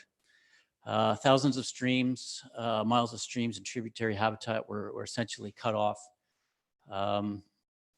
Nursery lakes, we've got the Arrow Lakes, the two Arrow Lakes, Kimbasket, as well as Slocan was historically sported salmon. The Upper Columbia U.S. tribes consumption, you can see that there in terms of several millions of pounds of fish per year. Some of the work that's been done in the States through, I think it's University of Eastern Washington, where they went into the archival records, the missionary records. They pulled out of that the consumption was roughly around 365 pounds per individual of the bands down south. That essentially lost. Indigenous nations in Canada, annual consumption in the order of 125 to 3/4 million salmon and steelhead. The lower river tribes, annual harvest, 1 to 2.5 million salmon and steelhead destined to spawn above Chief Joseph Dam and above Green Coulee and up into Canada. Some of our major tributaries were things like the Salmo, the Slocan, the Kettle to some degree, and up around Big Bend was mentioned, and spawning in the outlet of Windermere Lake up in Invermere. These were the June hogs, the 60, 70 pound Chinook that made that 1,500 kilometer trek from the ocean to spawn at the outlet of Windermere Lake. Lost. In terms of this letter of agreement, timeline started in around 2014 with some dialoguing, policy, technical between Canadian First Nations. Well, the one thing in the backstory of this is the idea of loss never went away, even though since the 40s we never had salmon. The nations have come forward with salmon ceremony and celebration to call back the salmon. So that really never went away, but in earnest, it kicked off in about 5 years ago in this process. Ongoing technical collaboration supported by the federal government, Fisheries and Oceans. They're the ones that mandate anadromous salmon or govern the anadromous salmon. In 2017, the Columbia Basin Trust initiated some dialogue and kicked off essentially the collaborative process. in September 2017 to 18, the CBT held workshops in terms of bringing in professionals and discussing this whole notion of bringing salmon back. What are some of the issues? What are some of the barriers? And how do we get that all together? October 2018 to July 2019, the Gang of Five. This is the three First Nations above the 49th here: the Secwepemc, Ktunaxa, the Syilx, and as well as the province in Canada, started to get together to talk. And then, of course, in this past summer, July 29th, Millennium Park Castlegar, for those of you that were there, was the signing of this letter of agreement. And next slide. So what's involved with this letter of agreement around salmon reintroduction to the Columbia? It's a 3-year commitment. It's about $750,000 per year over 3 years, so about $2.25 million. Looking to explore the feasibility of salmon reintroduction, funding provided by the Columbia Basin Trust, by the province, and from Canada through Department of Fisheries and Oceans.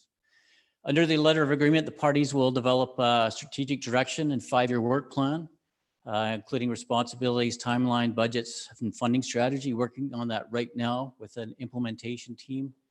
Develop an innovative organizational structure that is Indigenous-led and guided by the UN Declaration of the Rights of Indigenous Peoples. And also included within that, we've got all this technical expertise around salmon reintroduction, but it's very key to bring in the Indigenous knowledge, the heritage, and those cultural values. We're going to design and implement a communications plan just to express what we're doing, how we're doing it, how we're going about it, and how to engage.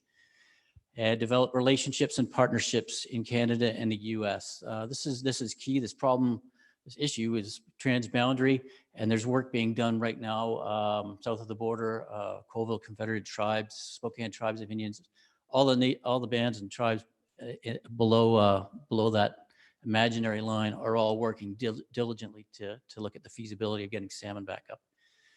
And of course, the strength is in the relationship. We're constantly communicating, using tools, technologies, resources, the donor stock, those sorts of things. Those are going to have to be transboundary. And then look at the options and assess their feasibility, including the risks and benefits. You know, things have changed. Salmon haven't been here for about 80 years. We've got this ecosystem that's up here now. We want to bring salmon back. There's going to be interactions between species that haven't seen each other for 80 years. So we need to understand that, the risks and the benefits. And just a couple of snapshots, a couple of postcards from some of the work that's been happening within the basin. And I'm talking the broader Columbia Basin in terms of fish passage. The big question is always, how do you get the adults up? How do you get the little ones back down? And these are just a couple of innovative technologies. Some of you might have heard of this whoosh system, the salmon cannon. I attended a demonstration down at Chief Joseph Dam a couple months ago, where the Whoosh Innovations, they kind of showcased this to get it up over Chief Joseph, salmon up above Chief Joseph, and you have Rufus Woods, then you got Grand Coulee, and then you got a free swim into Canada. So they're working diligently on trying these innovative technologies. This one on the bottom is called a gulper or a collector. It sits above one of these high head dams in the reservoir setting, and as smolts try to migrate back out to the ocean, it collects them into a funnel, into some kind of a collection vessel, and then you can transport it onto a truck or down through a sluice just to keep those smolts moving down through the system. So there's several case studies that have been shown in the broader Columbia Basin that these work. So we're pretty excited that we can bring that information north and or that technology north and implement it here. So.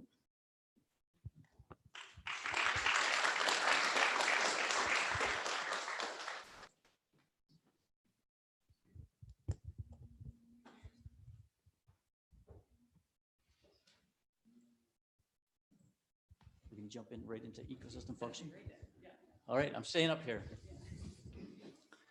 Okay, so towards integrating ecosystem function in the Columbia River. Thanks again for the opportunity to share this presentation. Again, regrets from Katrina to participate in this. So what I want to, I'll give you the, is that the clip? So what I want to do is just talk about a background to this whole thing around ecosystem function. Some of the draft ecosystem function goals. It used to be called ecosystem-based function with some of the terminology. There's a lot of jargon in this, so I'm going to try and boil it down. So ecosystem essentially is all the elements that make up the outside environment, the rocks, the soils, the water, the plants, the animals, and the interaction between all those in terms of some of the things that we can relate to. If we're an angler, we like to catch fish. If we hunt, it's these the four-leggeds and things. So ecosystem function relates to those things that we can put values on in terms of our uses. Importance of the flexibility in the Columbia River Treaty to implement ecosystem function.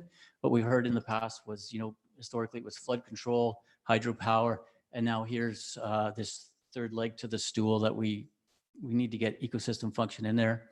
And then we'll open it up for some more questions. And then I think Brooke is going to guide us through some discussion. Some discussion groups. So and maybe I'll just jump in right here and let you guys all know that there's this this questionnaire on your tables that will be used to guide the discussion. And the first page of the questionnaire asks kind of some basic questions. Is what Michael's about to talk about, is that work going in the right direction? Is there anything major that's missing that you don't see? Any big gaps? Any other comments that you have? But if you open the page up, it describes in greater detail the specific goals and objectives that have been set by the group that Michael works with in order to see what ecosystem function looks like. These are the goals and objectives that are being set to keep in mind what a functioning ecosystem would be. And so it's dense information, especially if it's the first time hearing it. It's handy to have it written down. So I wanted you guys to know that you have copies of them. We'll see what our timing is like, whether we'll have a bit of a table discussion on this, but you're also welcome to take this away with you and send us feedback later on if you wanted to keep this and kind of digest it a little bit more after the meeting. But I just wanted you to know you have this piece of information to follow along with Michael here. Go ahead, thanks. Great, thank you.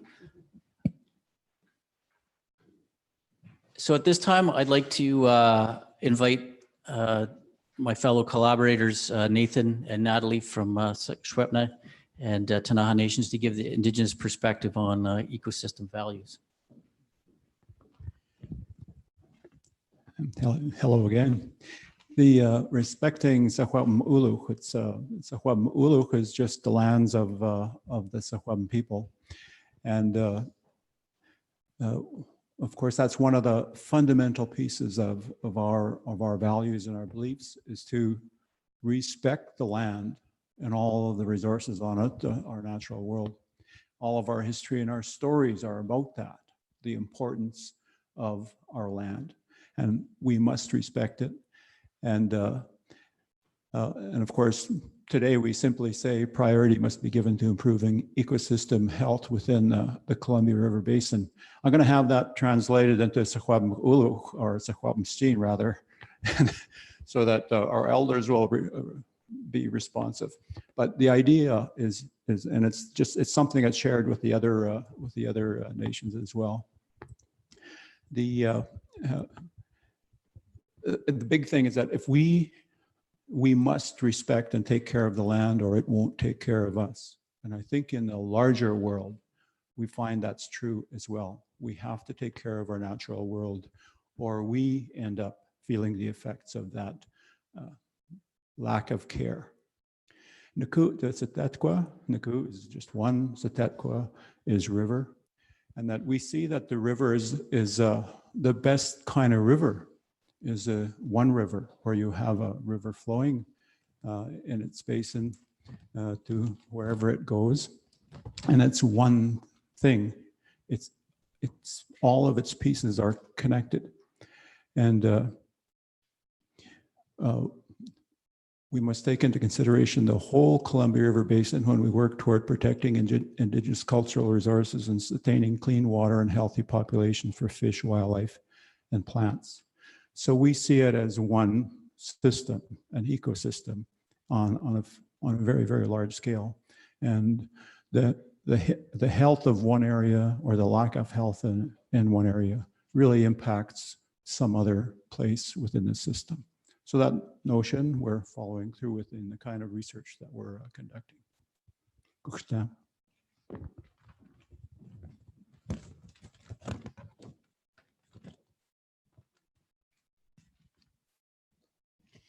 Okay, so when it comes to the cultural and ecosystem connection, so it all starts with the culture and the rights practice. And then from there, that informs and supports all of our stewardship and decision making for all of the healthy ecosystems and water. So the Tanaha, we were put here by the Creator. Our oral histories speak to the creation of human beings. These stories have been handed down from generation to generation. So Tanaha, as with many other First Nations, have maintained cultures and spiritual understandings that stress tradition, community, and harmony with the environment. So Tanaha law, we call that Aknukmustichlich. So that is our word for the law that was given to us by the Creator, and it speaks to why we were put here on this land. The Creator put us here for a purpose, and that purpose is to take care of the land and all of its resources. The law of the land is the law of survival. The land gives us the resources to survive, and in return, we uphold our covenant with the Creator to protect and not overuse the land. It is the foundation of our spirituality, that of being humble in our limited understanding and of being respectful of our role within nature and with our creatures, as well as being respectful of acknowledging the Creator and our ancestors. So the foundation of the Tanaha relationship with the land and its resources is our recognition that we are a part of the land. Our understanding of our connectedness requires that we have respect for all things, as anything that affects one affects everything else. The Tanaha have roots that tie them to the territory, and it is believed that we are of the earth. In other words, what we do to the earth, we do to ourselves. The phrase that captures this interconnectedness is Yakil Hanatilki na Amak. So this phrase, it translates to our people care for the land and the land cares for our people. Takas. I swear that's the last time you'll probably hear from me.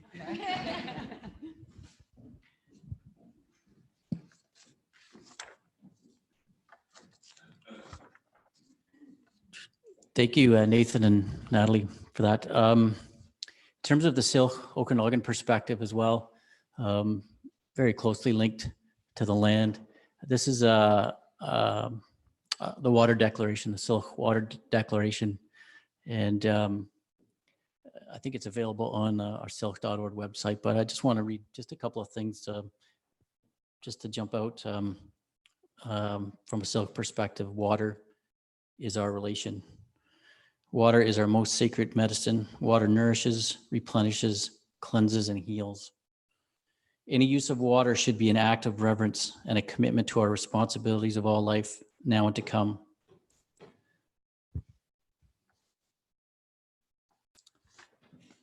So I sit on a technical working group that looked at ecosystem function.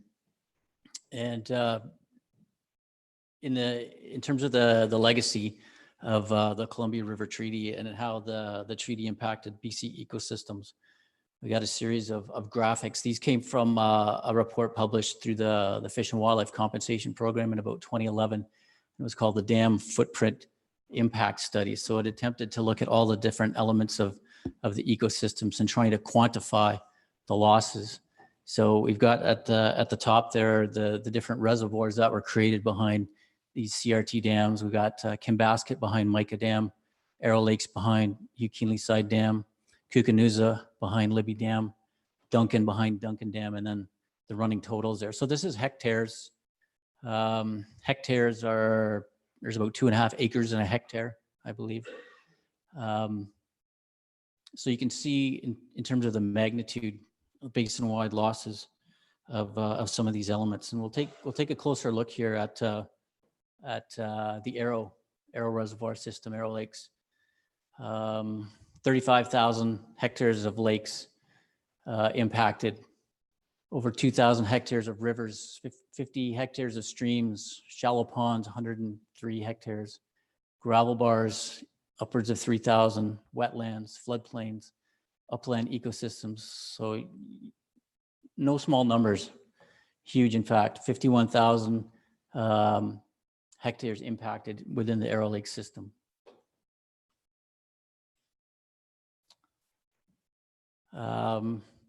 But it's not just that footprint issue, that point in time from when those dams were created. It's an ongoing impact, and that's through operations. I had a chance in the pre-meeting here to interact with some of you, and we're talking about this thing called the drawdown zone, and that's essentially how a reservoir is operated at its lowest pool and then at full pool. So that fluctuation between full pool, low pool is essentially the drawdown zone if you look at the edges of these reservoir systems. So as water demands and flood control happens and power production happens, these things are operated sometime with some regularity and sometime not so much.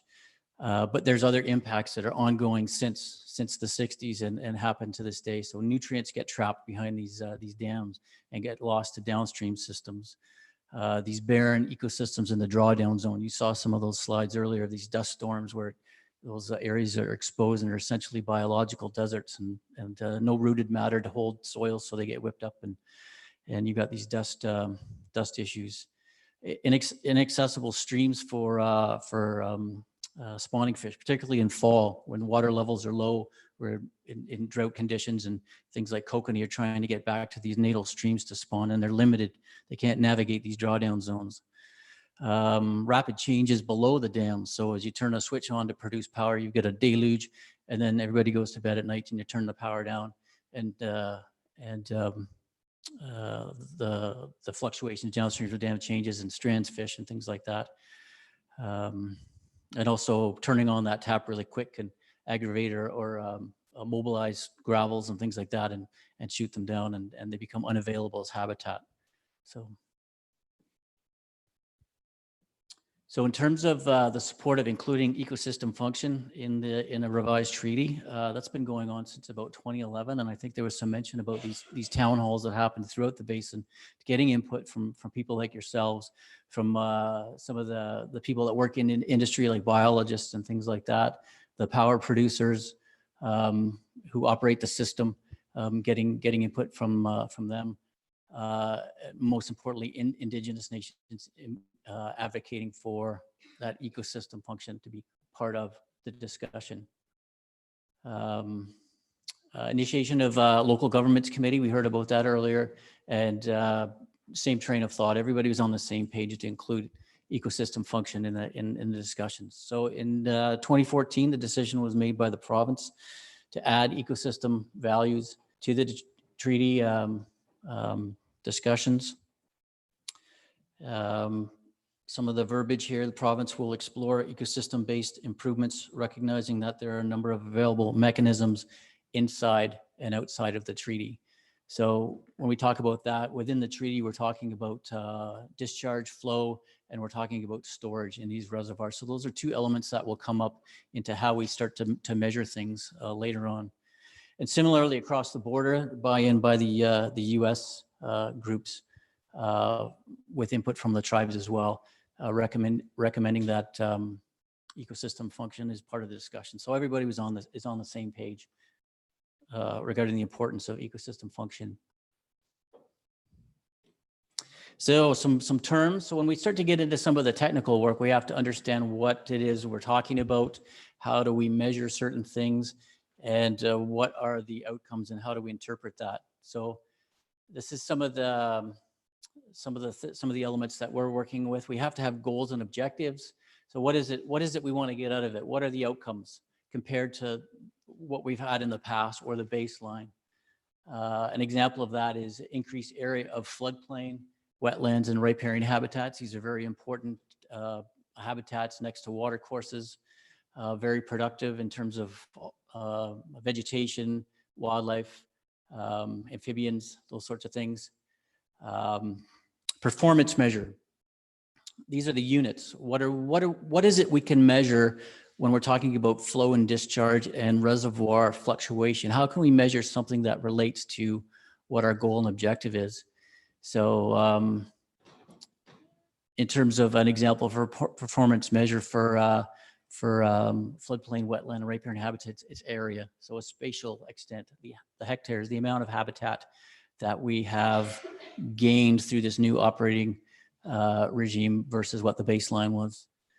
Scenario modeling, this is essentially computer simulations. So we take all these numbers from the performance measures, things that we can measure, and we can stick them in to a computer simulation using some fancy math, because we can't be out on the environment looking at these different things on all the reservoirs at the same time as these different scenarios change. So we use the power of computing to sort of drive that, and we can get results out of that, and then just say whether we've met our goals and objectives with this particular performance measure. So some examples of that are running a model that says Arrow Reservoir, for example, stays at a constant level. Okay, how does this benefit all these other ecosystem functions? Another scenario is maximizing power generation. So this is where we optimize the hydro system and see how, if we get if we meet our performance measures or our goals.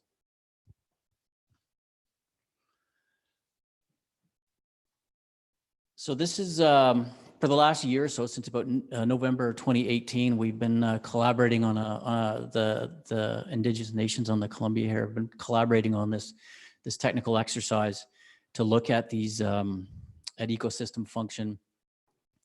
And so essentially we wanted to compile the goals and objectives and the performance measures, understand where we don't have information. Those are the data gaps on some of the areas that we're really interested in, and studies that we might need to do to inform these negotiations as it relates to flows and reservoir levels.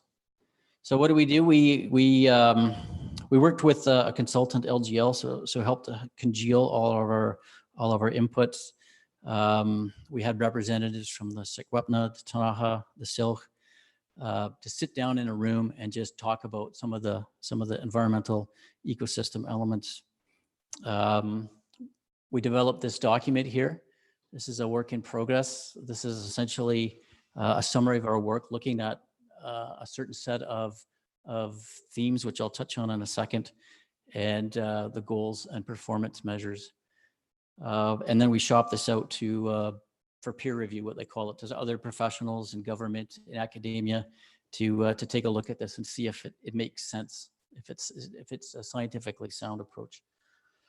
And then ultimately we want to get out of this is that it's going to inform the steps in the negotiation for the CRT under the ecosystem function, and also consider climate change, which is always the big word in the room, because that's something that we really can't control, but we need to consider. So, and it's ongoing. So how many times have we gone through this draft? So it's a work in progress, and we're looking for input here today. Hopefully some things spark. I know I had some discussions earlier, and some people have talked about some things within the drawdown zone. So maybe you bring something that you've had experience with, and you're wondering why and how can we change that. So this is the opportunity.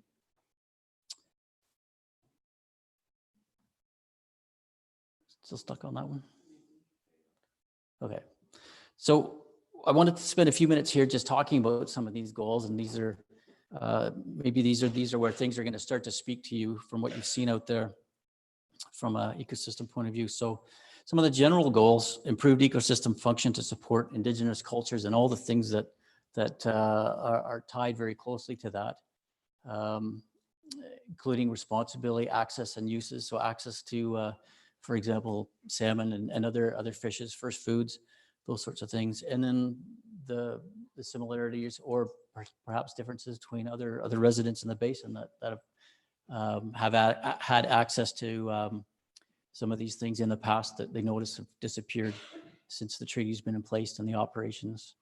Flexibility in reservoir operations to facilitate active adaptive management. So we want to understand the operations regime, in that we can tweak it if we have to down the road, if we see some kind of a response, a positive response in the ecosystem that we have the opportunity to dialogue with the operators to change that and adapt. Reservoir operations that balance, achieving the range of ecosystem function objectives. So there's a whole host, and I'm going to go through those in a minute. And we talk about flood control, we talk about power production, we talk about now ecosystem function. So within ecosystem function, we've got a whole bunch of things that might be competing. So we want to kind of tease that out and find a balance within that. So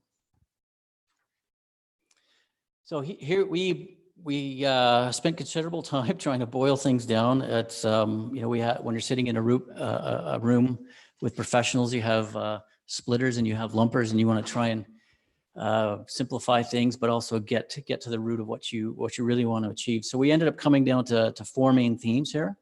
So we've got ecosystem productivity, riverine and reservoir ecosystems, anadromous species, floodplains, and riparian and wetlands. So they're in their separate little bubbles, but you certainly understand that there's links between these groups, and there's an exchange of energy and flow between these things. So I'll take some time here to walk us through the goals, objectives, and some of the studies that are going to come out of as next steps.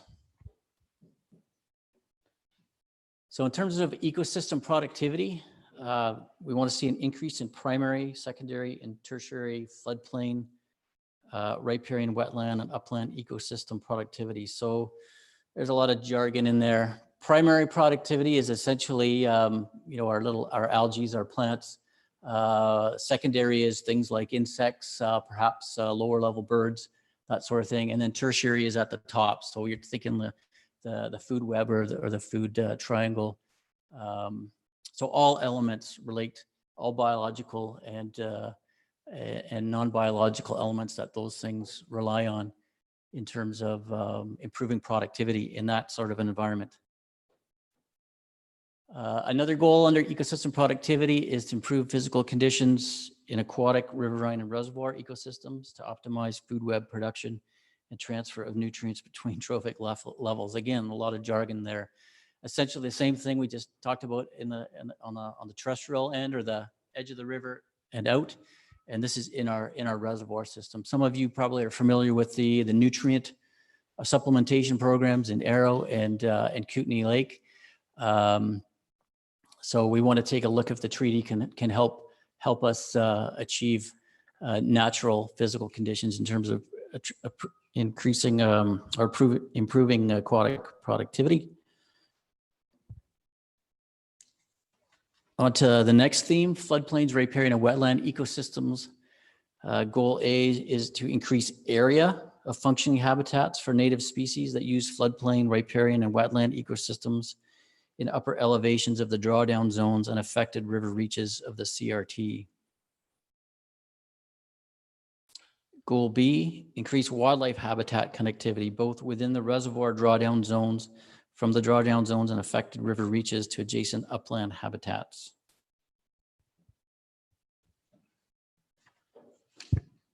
So reservoir and riverine ecosystem theme. Goal A, manage flows to achieve geofluvial processes that mimic normative pre-dam erosion rates and sediment transport rates, as well as reduce loss of land and aquatic habitats. This is essentially just material moving down streams, the gravels, the cobbles, that sort of thing, to do it at a normal or normative rate where you don't exacerbate erosion and you don't create situations where gravels, for example, become devoid, where fish that spawn in gravels don't have access to them. So that's essentially looking at the processes that drive that. Goal B, increase and improve functional free-flowing riverine main stem habitats, including seasonal availability of critical species-specific life history-dependent habitats, especially related to functional flow regimes. So essentially, this is looking at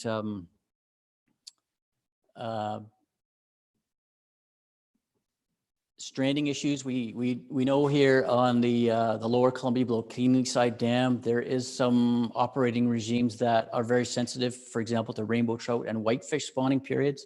So that's similar to looking at that same sort of aspect in Goal B. Goal C, increase access to and connectivity between main stem reservoir and tributary habitats. I think I touched on that a little bit, particularly within the drawdown zone. When a reservoir is drawn down, particularly at a critical spawning period, like for example, kokanee in the fall, and they have problems navigating those tributaries to get back into spawning habitat. Goal D, improve water chemistry to support aquatic ecosystems. Things like dissolved gases below dams. When they operate dams spill water, you get saturation of some gases, which are maybe problematic to some fish. So looking at elements of water chemistry. Goal E, maintain surface water temperatures that support native aquatic species. Some fish species are very specific or very intolerant of increases in water temperature. Bull trout come to mind, very cold water dependent. So we want to make sure that the environments are sensitive to fish species and their optimal water temperature regimes.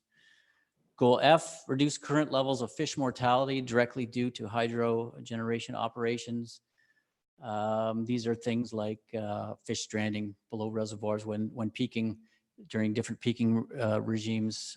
Sometimes in the spring we have rainbow trout reds that become dewatered as water is held back in the dam. So those are elements that we want to include under that theme.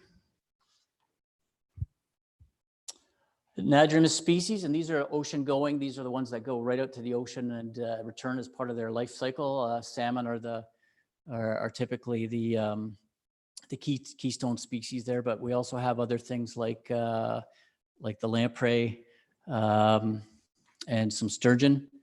So we want to, goal A is manage flows to maximize anadromous species survival, a condition for Okanagan species and potential Upper Columbia donor stocks. Goal B, increase the biodiversity, abundance, biomass condition, and quality of fishing experience of anadromous species throughout the existing range in the Okanagan River system. So this is very centric to the Okanagan sockeye story and now the Chinook recovery in the Okanagan, where we've got operating regimes up here that the water flows past Grand Coulee, past Chief Joseph, and then the Okanagan River comes in at Brewster there below Chief Joseph. So what we do up here is going to have a great effect on the migrating fish destined for the Okanagan River system. So we want that to be considered in the ecosystem function. And then restore diverse, productive, harvestable populations of anadromous salmon throughout their pre-dam range in the Upper Columbia River in BC. So this is our whole salmon reintroduction story. This is that LOA, letter of agreement under salmon introduction piece that ties in here too. So what we learned from that with an agreement signed, it's front and foremost. There's objectives within that LOA too that will tie into the CRT. So those were generally the themes from the ecosystem function point of view, but we need flexibility in the Columbia River Treaty. So there's much to be learned about integrating ecosystem function into the hydro operations. It's very complex, it's very complicated, and as you've heard, there's a lot of effort that's been going on to bring ecosystem function into the negotiations. Learning will be through studies, scenario modeling, those computer simulations, and then adapting, learning and improving as we go. And it takes time. It takes time to learn. So the treaty must have flexibility to support integrating ecosystem function over time. So what happens next? You're here, you're in this room, you're going to contribute. You've got some ideas, you've got perhaps some history. You've seen some things, share them with the group, share them with others, write them down. Brooke is going to guide us through the group discussion here and gave us some pointers on how to fill out the forms. And also your individual perspectives on what you want to share with us. And I think as they mentioned, there's also the online options. So that's in the short term here, part of these town halls. But from the technical working group's point of view, I mentioned there's these things called data gaps. These are areas where we don't have enough information on a certain theme or a certain aspect of a theme to look at a goal. And we've defined 14 studies now that we're going to undertake. I think we have till June. Where's Kathy? Yeah, So we have till June of 2020. Yeah, so we don't have a lot of time, but we do have a lot of brain power that's being put towards this. So that's one of the things of our next steps. And evaluate scenarios, those computer simulations, to look at a best approach on operations to include ecosystem function. And then provide updates. And I'm guessing there's, as we heard from Sylvie and others, there's going to be opportunities to share and bring that back out to the public. And there we are. Thank you so much, Michael. A lot of information, and thank you very much for taking us through that. Before we move into, and I'm conscious of the time as well, and I want there to be time for questions. Kathy's giving me, anyways, I want there to be time for questions and comments. So if anybody has any questions about the salmon letter of agreement or about any of the ecosystem work that Michael just spoke about, got a question here. We'll take a few minutes for some questions and then we'll move into the feedback portion. Hi, Michael. Thank you. That was fascinating. Mary Austin, Roslyn Trail. Can you talk really briefly about some of the major data gaps that you see and that you need to cover by June? I could speak to, I think I'm involved with 3 of the different studies, and I can speak to one. One is on fish stranding, in particular mollusks. I have a certain personal interest in freshwater mollusks, and every time we have a discussion on mussels, people start to think about zebra mussels, and rightly so, as it relates to this hydro system, and that's a huge risk that's being dealt with other places. But I'm really interested in our native mussels, and there's not a lot of work that's been going on, and through observation and anecdotal account. For example, out here in what we call the Lower Columbia River below Kinley's side, there's numerous observations, and parts of my team have been involved with mollusk detection work. There is a federally listed species at risk mollusk, the Rocky Mountain Ridge mussel. We don't know for sure if it's not here, but there are others of interest that haven't, mussels in general, that haven't really been fully explored under operation regimes and how to mitigate for stranding of mussels. So that's one gap that we're certainly gonna focus on. From my perspective, I can't speak to, like I mentioned, there's 14 studies across 4 themes, and I think my group is going to be doing about 3 of those. So that's one in particular that I can speak to personally. But the exercise will eventually lead us to where are the gaps, and then there's going to be next steps after. This is a desktop exercise primarily that's going to take us to June, and of course I think we've got, maybe Kathy can speak to this more. We've got a few years down the road. That's going to help guide more in-depth studies and maybe actually running experiments out in the field under different regimes. So that's a little long-winded, but hopefully that helps. Thank you, Michael. Any other questions or comments?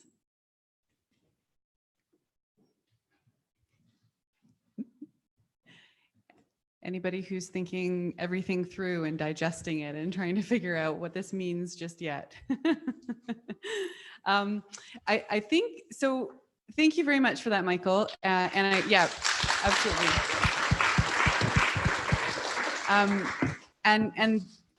His presentations will be on our website afterwards, so we'll be able to visit them and all the rest of it. But thank you very much. I'm looking at the time, and we did have a table conversation scheduled for this part of the evening, but I really want to make sure we have enough time to hear the hard work that the province is doing to address some of the other interests that we've heard.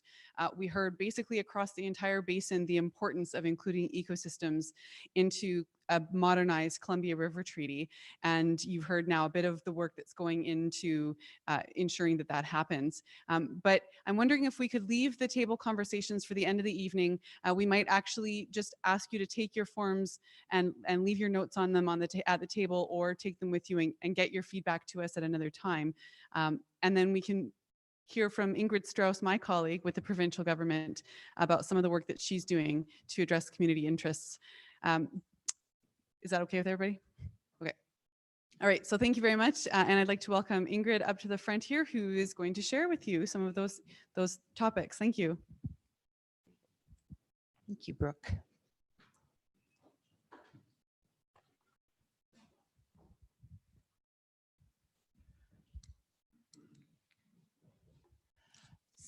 So it's lovely to be back in the basin.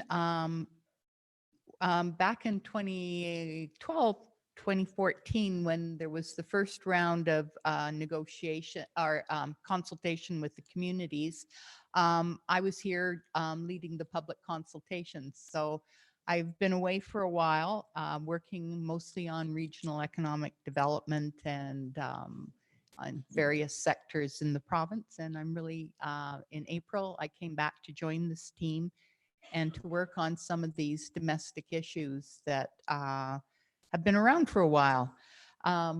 One of the ones that we've mentioned that came up in those community meetings in 2012, 2013, 2014, and again last year when Brooke led the team around, was the need for some kind of recognition of how the Columbia River Treaty impacted the basin and an acknowledgement of what was lost to create these benefits to BC and the US. And there's a number of ways that we could do this recognition, but you have to start somewhere. And this Columbia River Treaty Heritage Project is one of the ways that we can start to do that kind of acknowledgement. So this is the format that the presentation is going to follow. So the purpose of the project is to provide a mechanism to convey the Columbia River Treaty story and how it touches the entire Canadian Columbia Basin region. And the project is a way to highlight and preserve key places and events that were important to residents and provide a visible, tangible recognition of the impacts on Indigenous and non-Indigenous peoples, communities, lands, and ecosystems. And in addition, through all our consultation, basin residents have told us that youth need to be educated about the Columbia River Treaty. And this project provides a mechanism to educate not just youth, but new residents and visitors that come to the region to tell them about the region's history. And this was mentioned by someone in the audience, recognizing this increasing electrification to reduce greenhouse gases and this call for green energy. So this project will also provide the backstory to hydroelectric generation and the impacts that result, and show that there's no free lunch, not even for green energy production, and something or someone pays. So this project is also a way to link existing treaty-related heritage assets, museum displays, heritage sites, and artifacts, and to promote these and integrate them into a broader regional story. And lastly, the community's heritage and cultural assets can be used to attract basin residents to go to other communities in the basin and visitors to come to the region and contribute to business opportunities. So,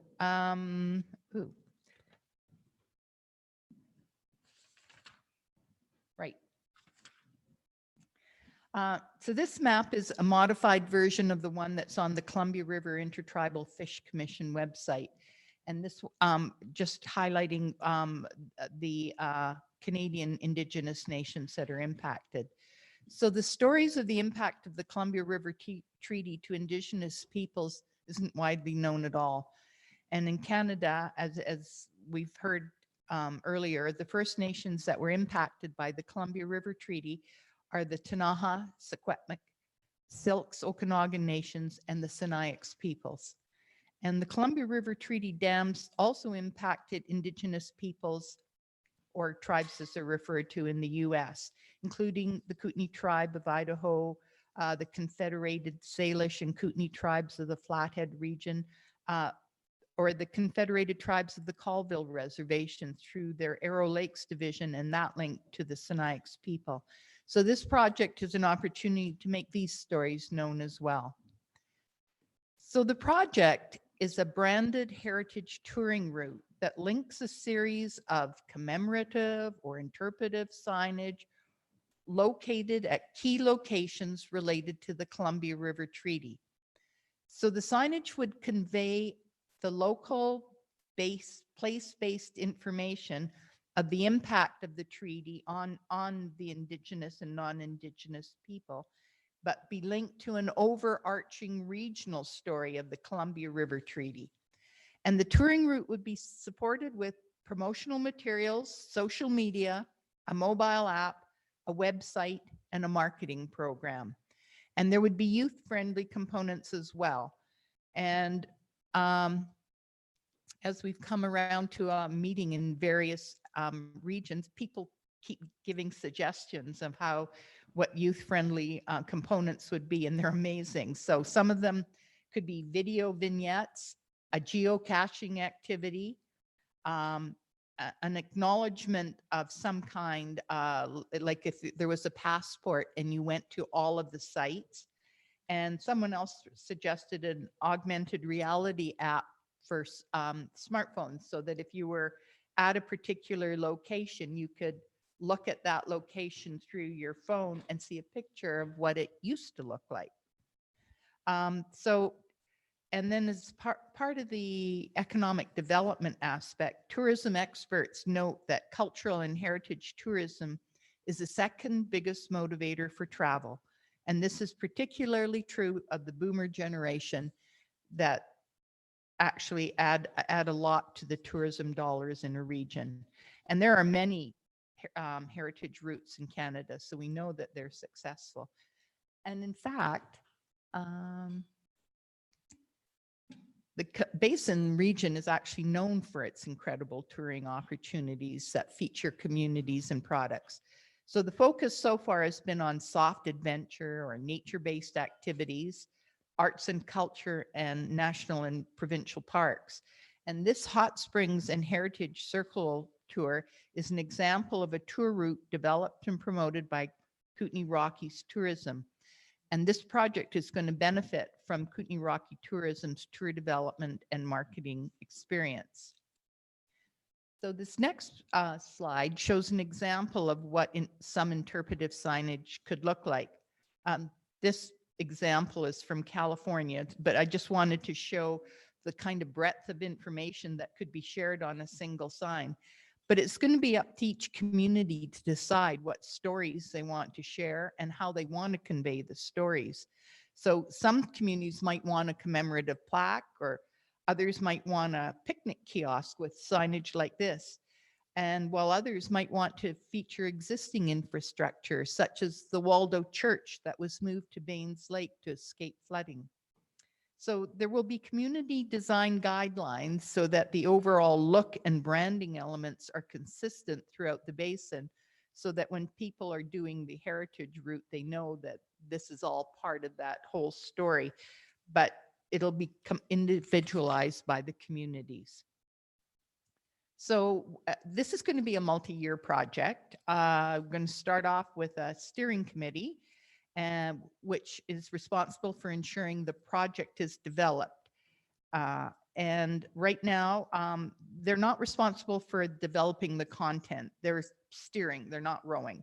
So they're here to make sure that this project gets going. And the current steering committee members include Janice Alpine of the Tanaha Nation, Mark Thomas and Pauline Eugene from the Squamish Nation, Kathy Holland from the Silks Okanagan Nation, Stan Doyle, who is with the Columbia River Treaty Local Governments Committee, Kathy English, who is a curator at the Revelstoke Museum and the co-creator of an exhibit called Stories Beneath the Surface, which is about, in the Revelstoke area, what was lost actually in that area.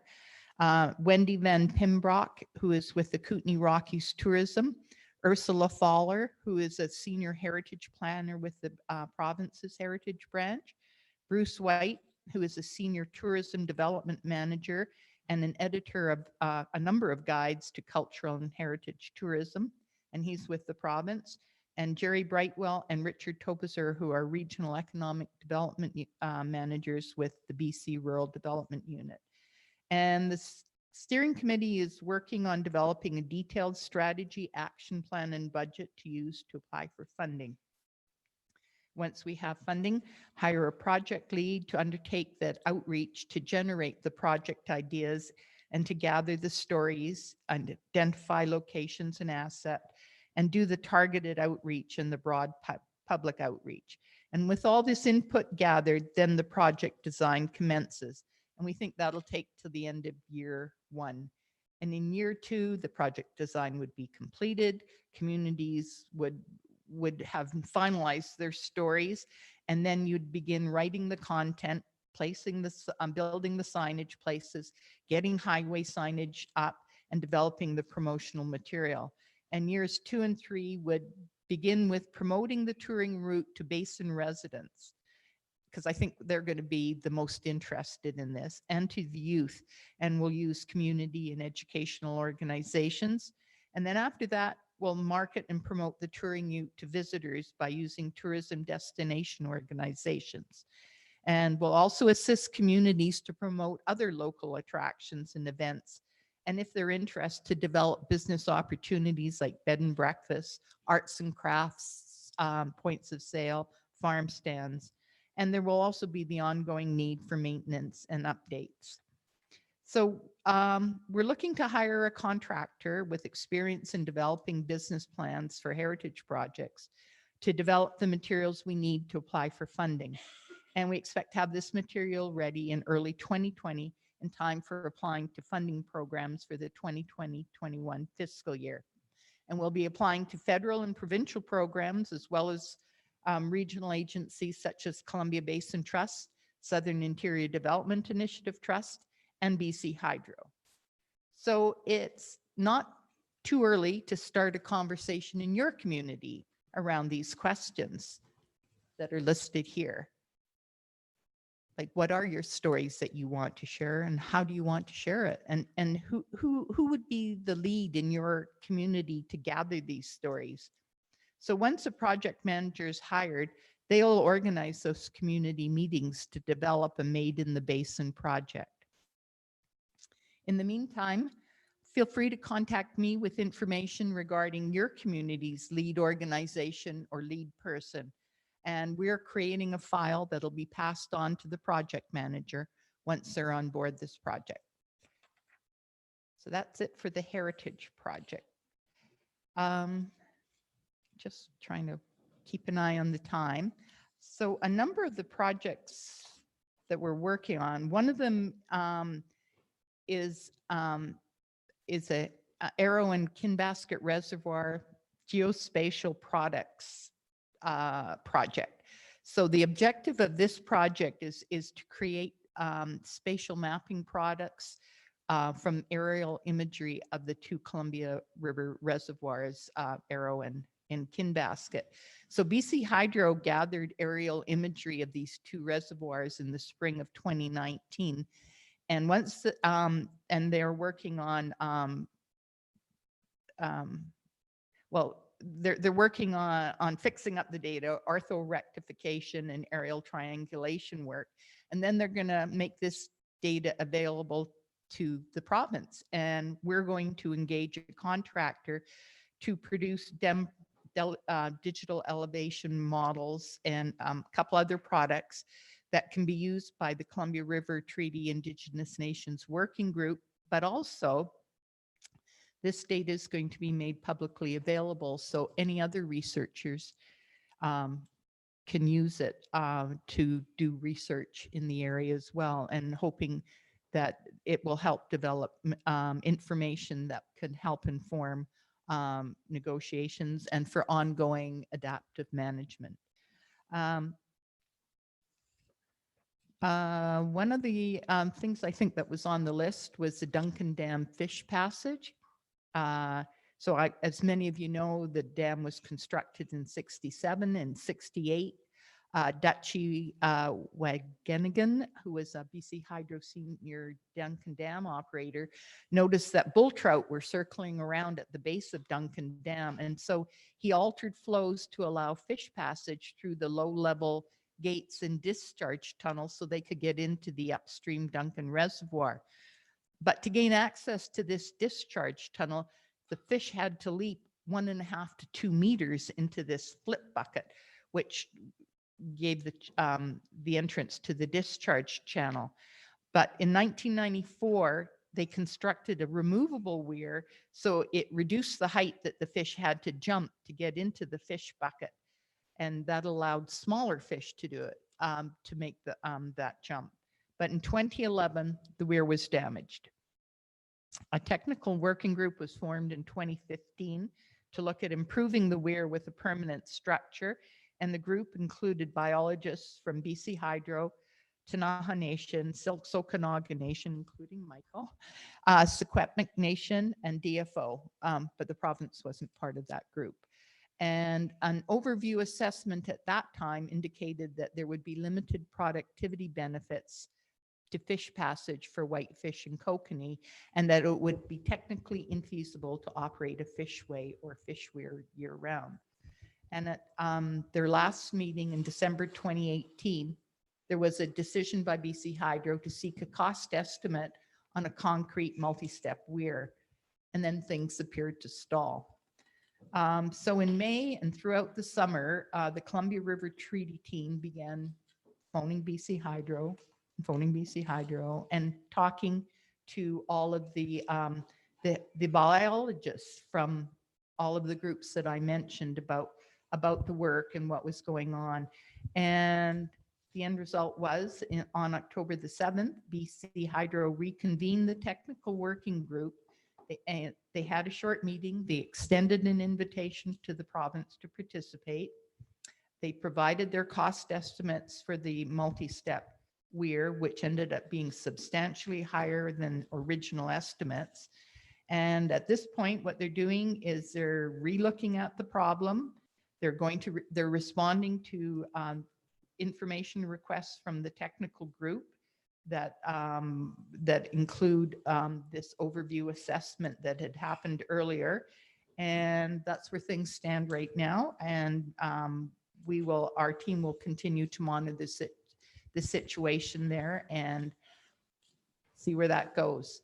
Another project. I think maybe we'll pause here for just a sec, Ingrid. Yes. She's done tons of work since I she rejoined know. our team in April.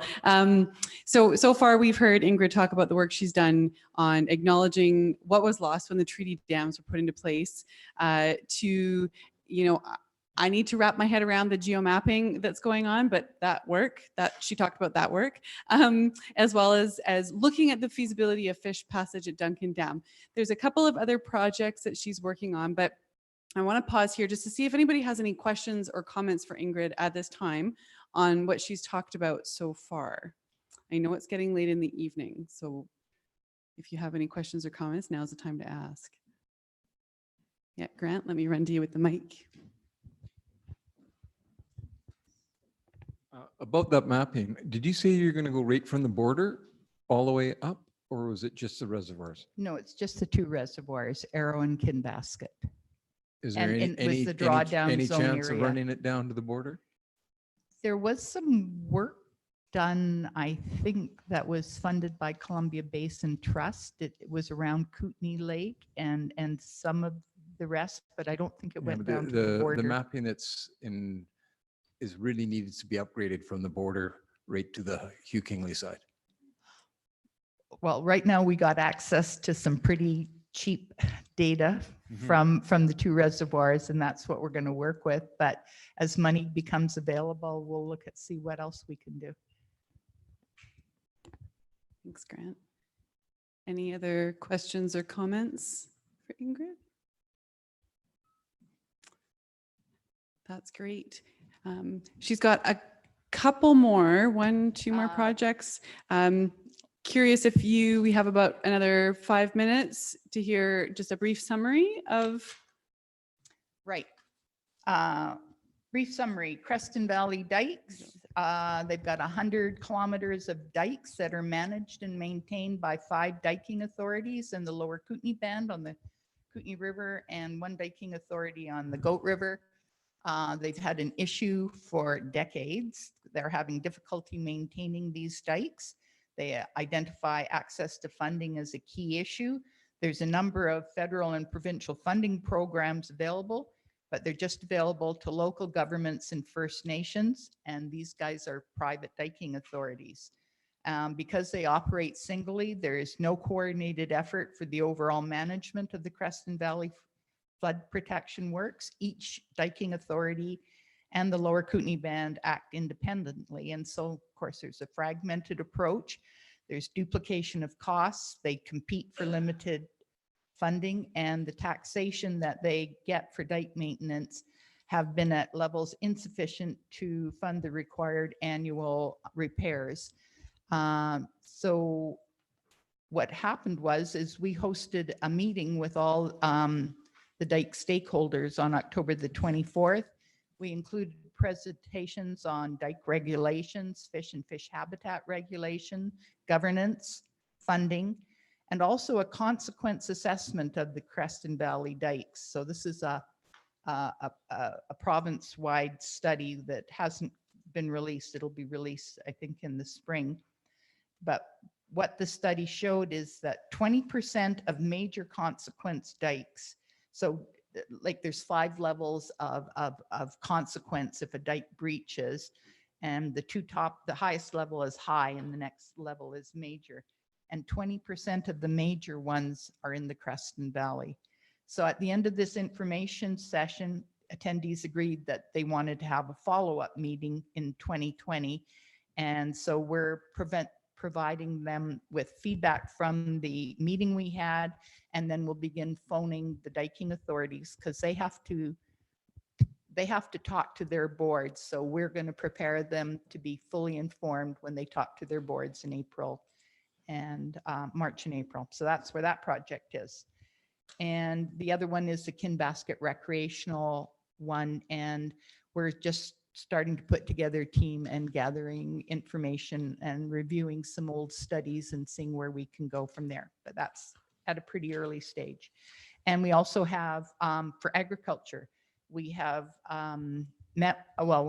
had conversations with the Ministry of Agriculture and have recently come to an agreement that the Columbia River Treaty Team and the Regional Development Team at the Ministry of Agriculture are going to work together and to understand the basin agricultural issues related to the Columbia River Treaty and start looking at what supports are to farmers and where are the gaps and where are the opportunities to address them. And that's where we are with our projects.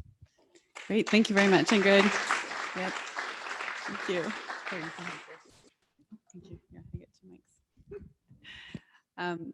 So thanks once again, Ingrid. Again, tons of work being done. And thank you all for staying here for this full evening. There was a lot of talking being done to you. And I really wanted to highlight that the purpose of this meeting and the other meetings that we're doing, I guess last month and then this month, are to show the progress that's being made to address a lot of the concerns and interests that we've heard about for years and decades in some cases. You know, we've gone around over many years and sought out what is important, and this round of meetings is really about showing you what progress is being made. In some cases, it might seem like a lot. In some cases, it might seem like it's just starting to chip away at things. But it's really important to us to make sure that you're informed about this work every step of the way as much as possible. And then, of course, with negotiations, sharing as much of what we can, which is not tons, but as much as we possibly can with you as negotiations are ongoing. So thank you for being patient and sitting with us. This wraps up our evening. What I would really love to encourage you to do is to please provide your feedback. There's a couple forms. One is the ecosystem form that I've already talked about, and the other is a participant evaluation form. It's just one page, double-sided. So it will help us understand A, whether these meetings are valuable to you, and B, how they can be improved moving forward for the rest of the meetings we have for this round this year and for future meetings moving forward. So with that, I'd like to thank you all once again. To those who tuned in online, thank you so much for taking the time. Please go to our website. All of the information at these meetings will be posted there, including the feedback forms. It is engage@gov.bc.ca. And for those of you in the room, of course, we have cards and materials at the back on your way out. If you didn't sign in when you came, please try and do that on your way out. We send newsletter updates out quarterly, so you get more information about the progress on all of the things we talked about. And feel free to chat with us after we wrap up for the evening. So, so I don't know what that means.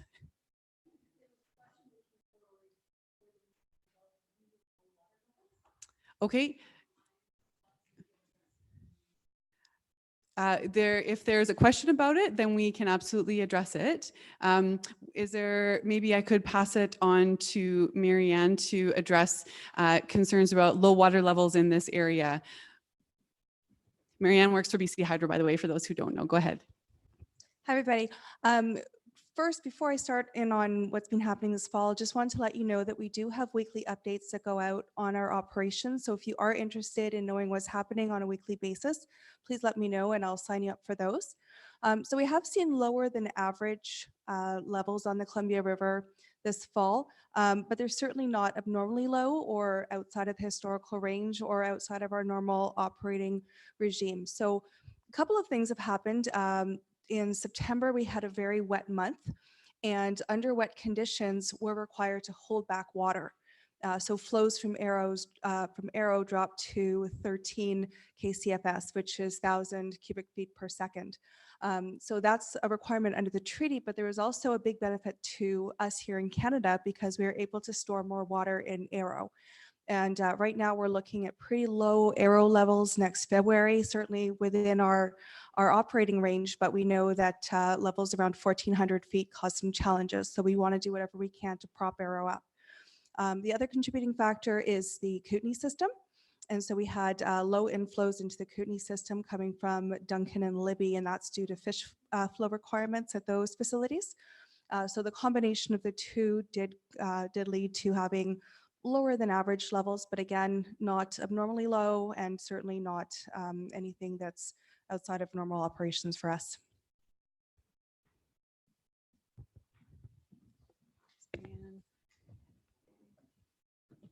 Any Can you please ask that into the microphone? Has any work been updated on the Kootenay diversion? I think I'll pass that on to Kathy for our final question of the evening. Which diversion do you mean exactly? The diversion of Kootenay north rather than south. No, we haven't. Yeah, we haven't really looked into that recently. It's always a right that we have under the treaty and we'll continue to have, but we haven't really advanced that at this point, but it's a good question. Thank you.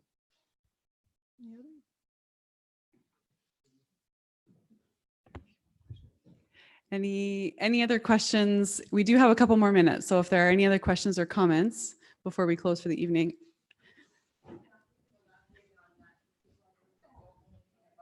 So thank you, Linda, and asking Kathy to elaborate on that for those who don't know. Yeah.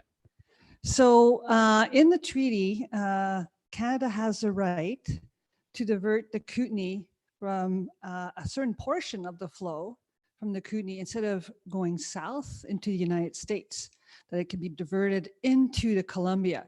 Because if you ever have the opportunity to go to Canal Flats, you'll see that the Kootenay River and the Columbia River are very close together. In fact, at one time, there was actually for 1 year, a boat that was going, there was a canal that was built and a boat went between the two. But so the Columbia starts and flows north and the Kootenay flows south. Canada has a right to divert some of that water and maintain minimum flows going to the US as is appropriate and proper, but also divert a substantial amount of flow up into Columbia, which would ostensibly increase power production in the Columbia system.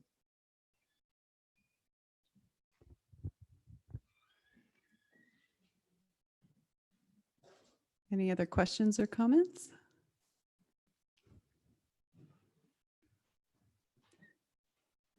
Going once, going twice. Maybe I'll remind you as well, you can add any other questions on your forms, send us an email if things come to you after the fact, or talk to us after this meeting. We welcome your questions anytime and really need them. So thank you very much, everybody. Greatly appreciate your participation. Take care.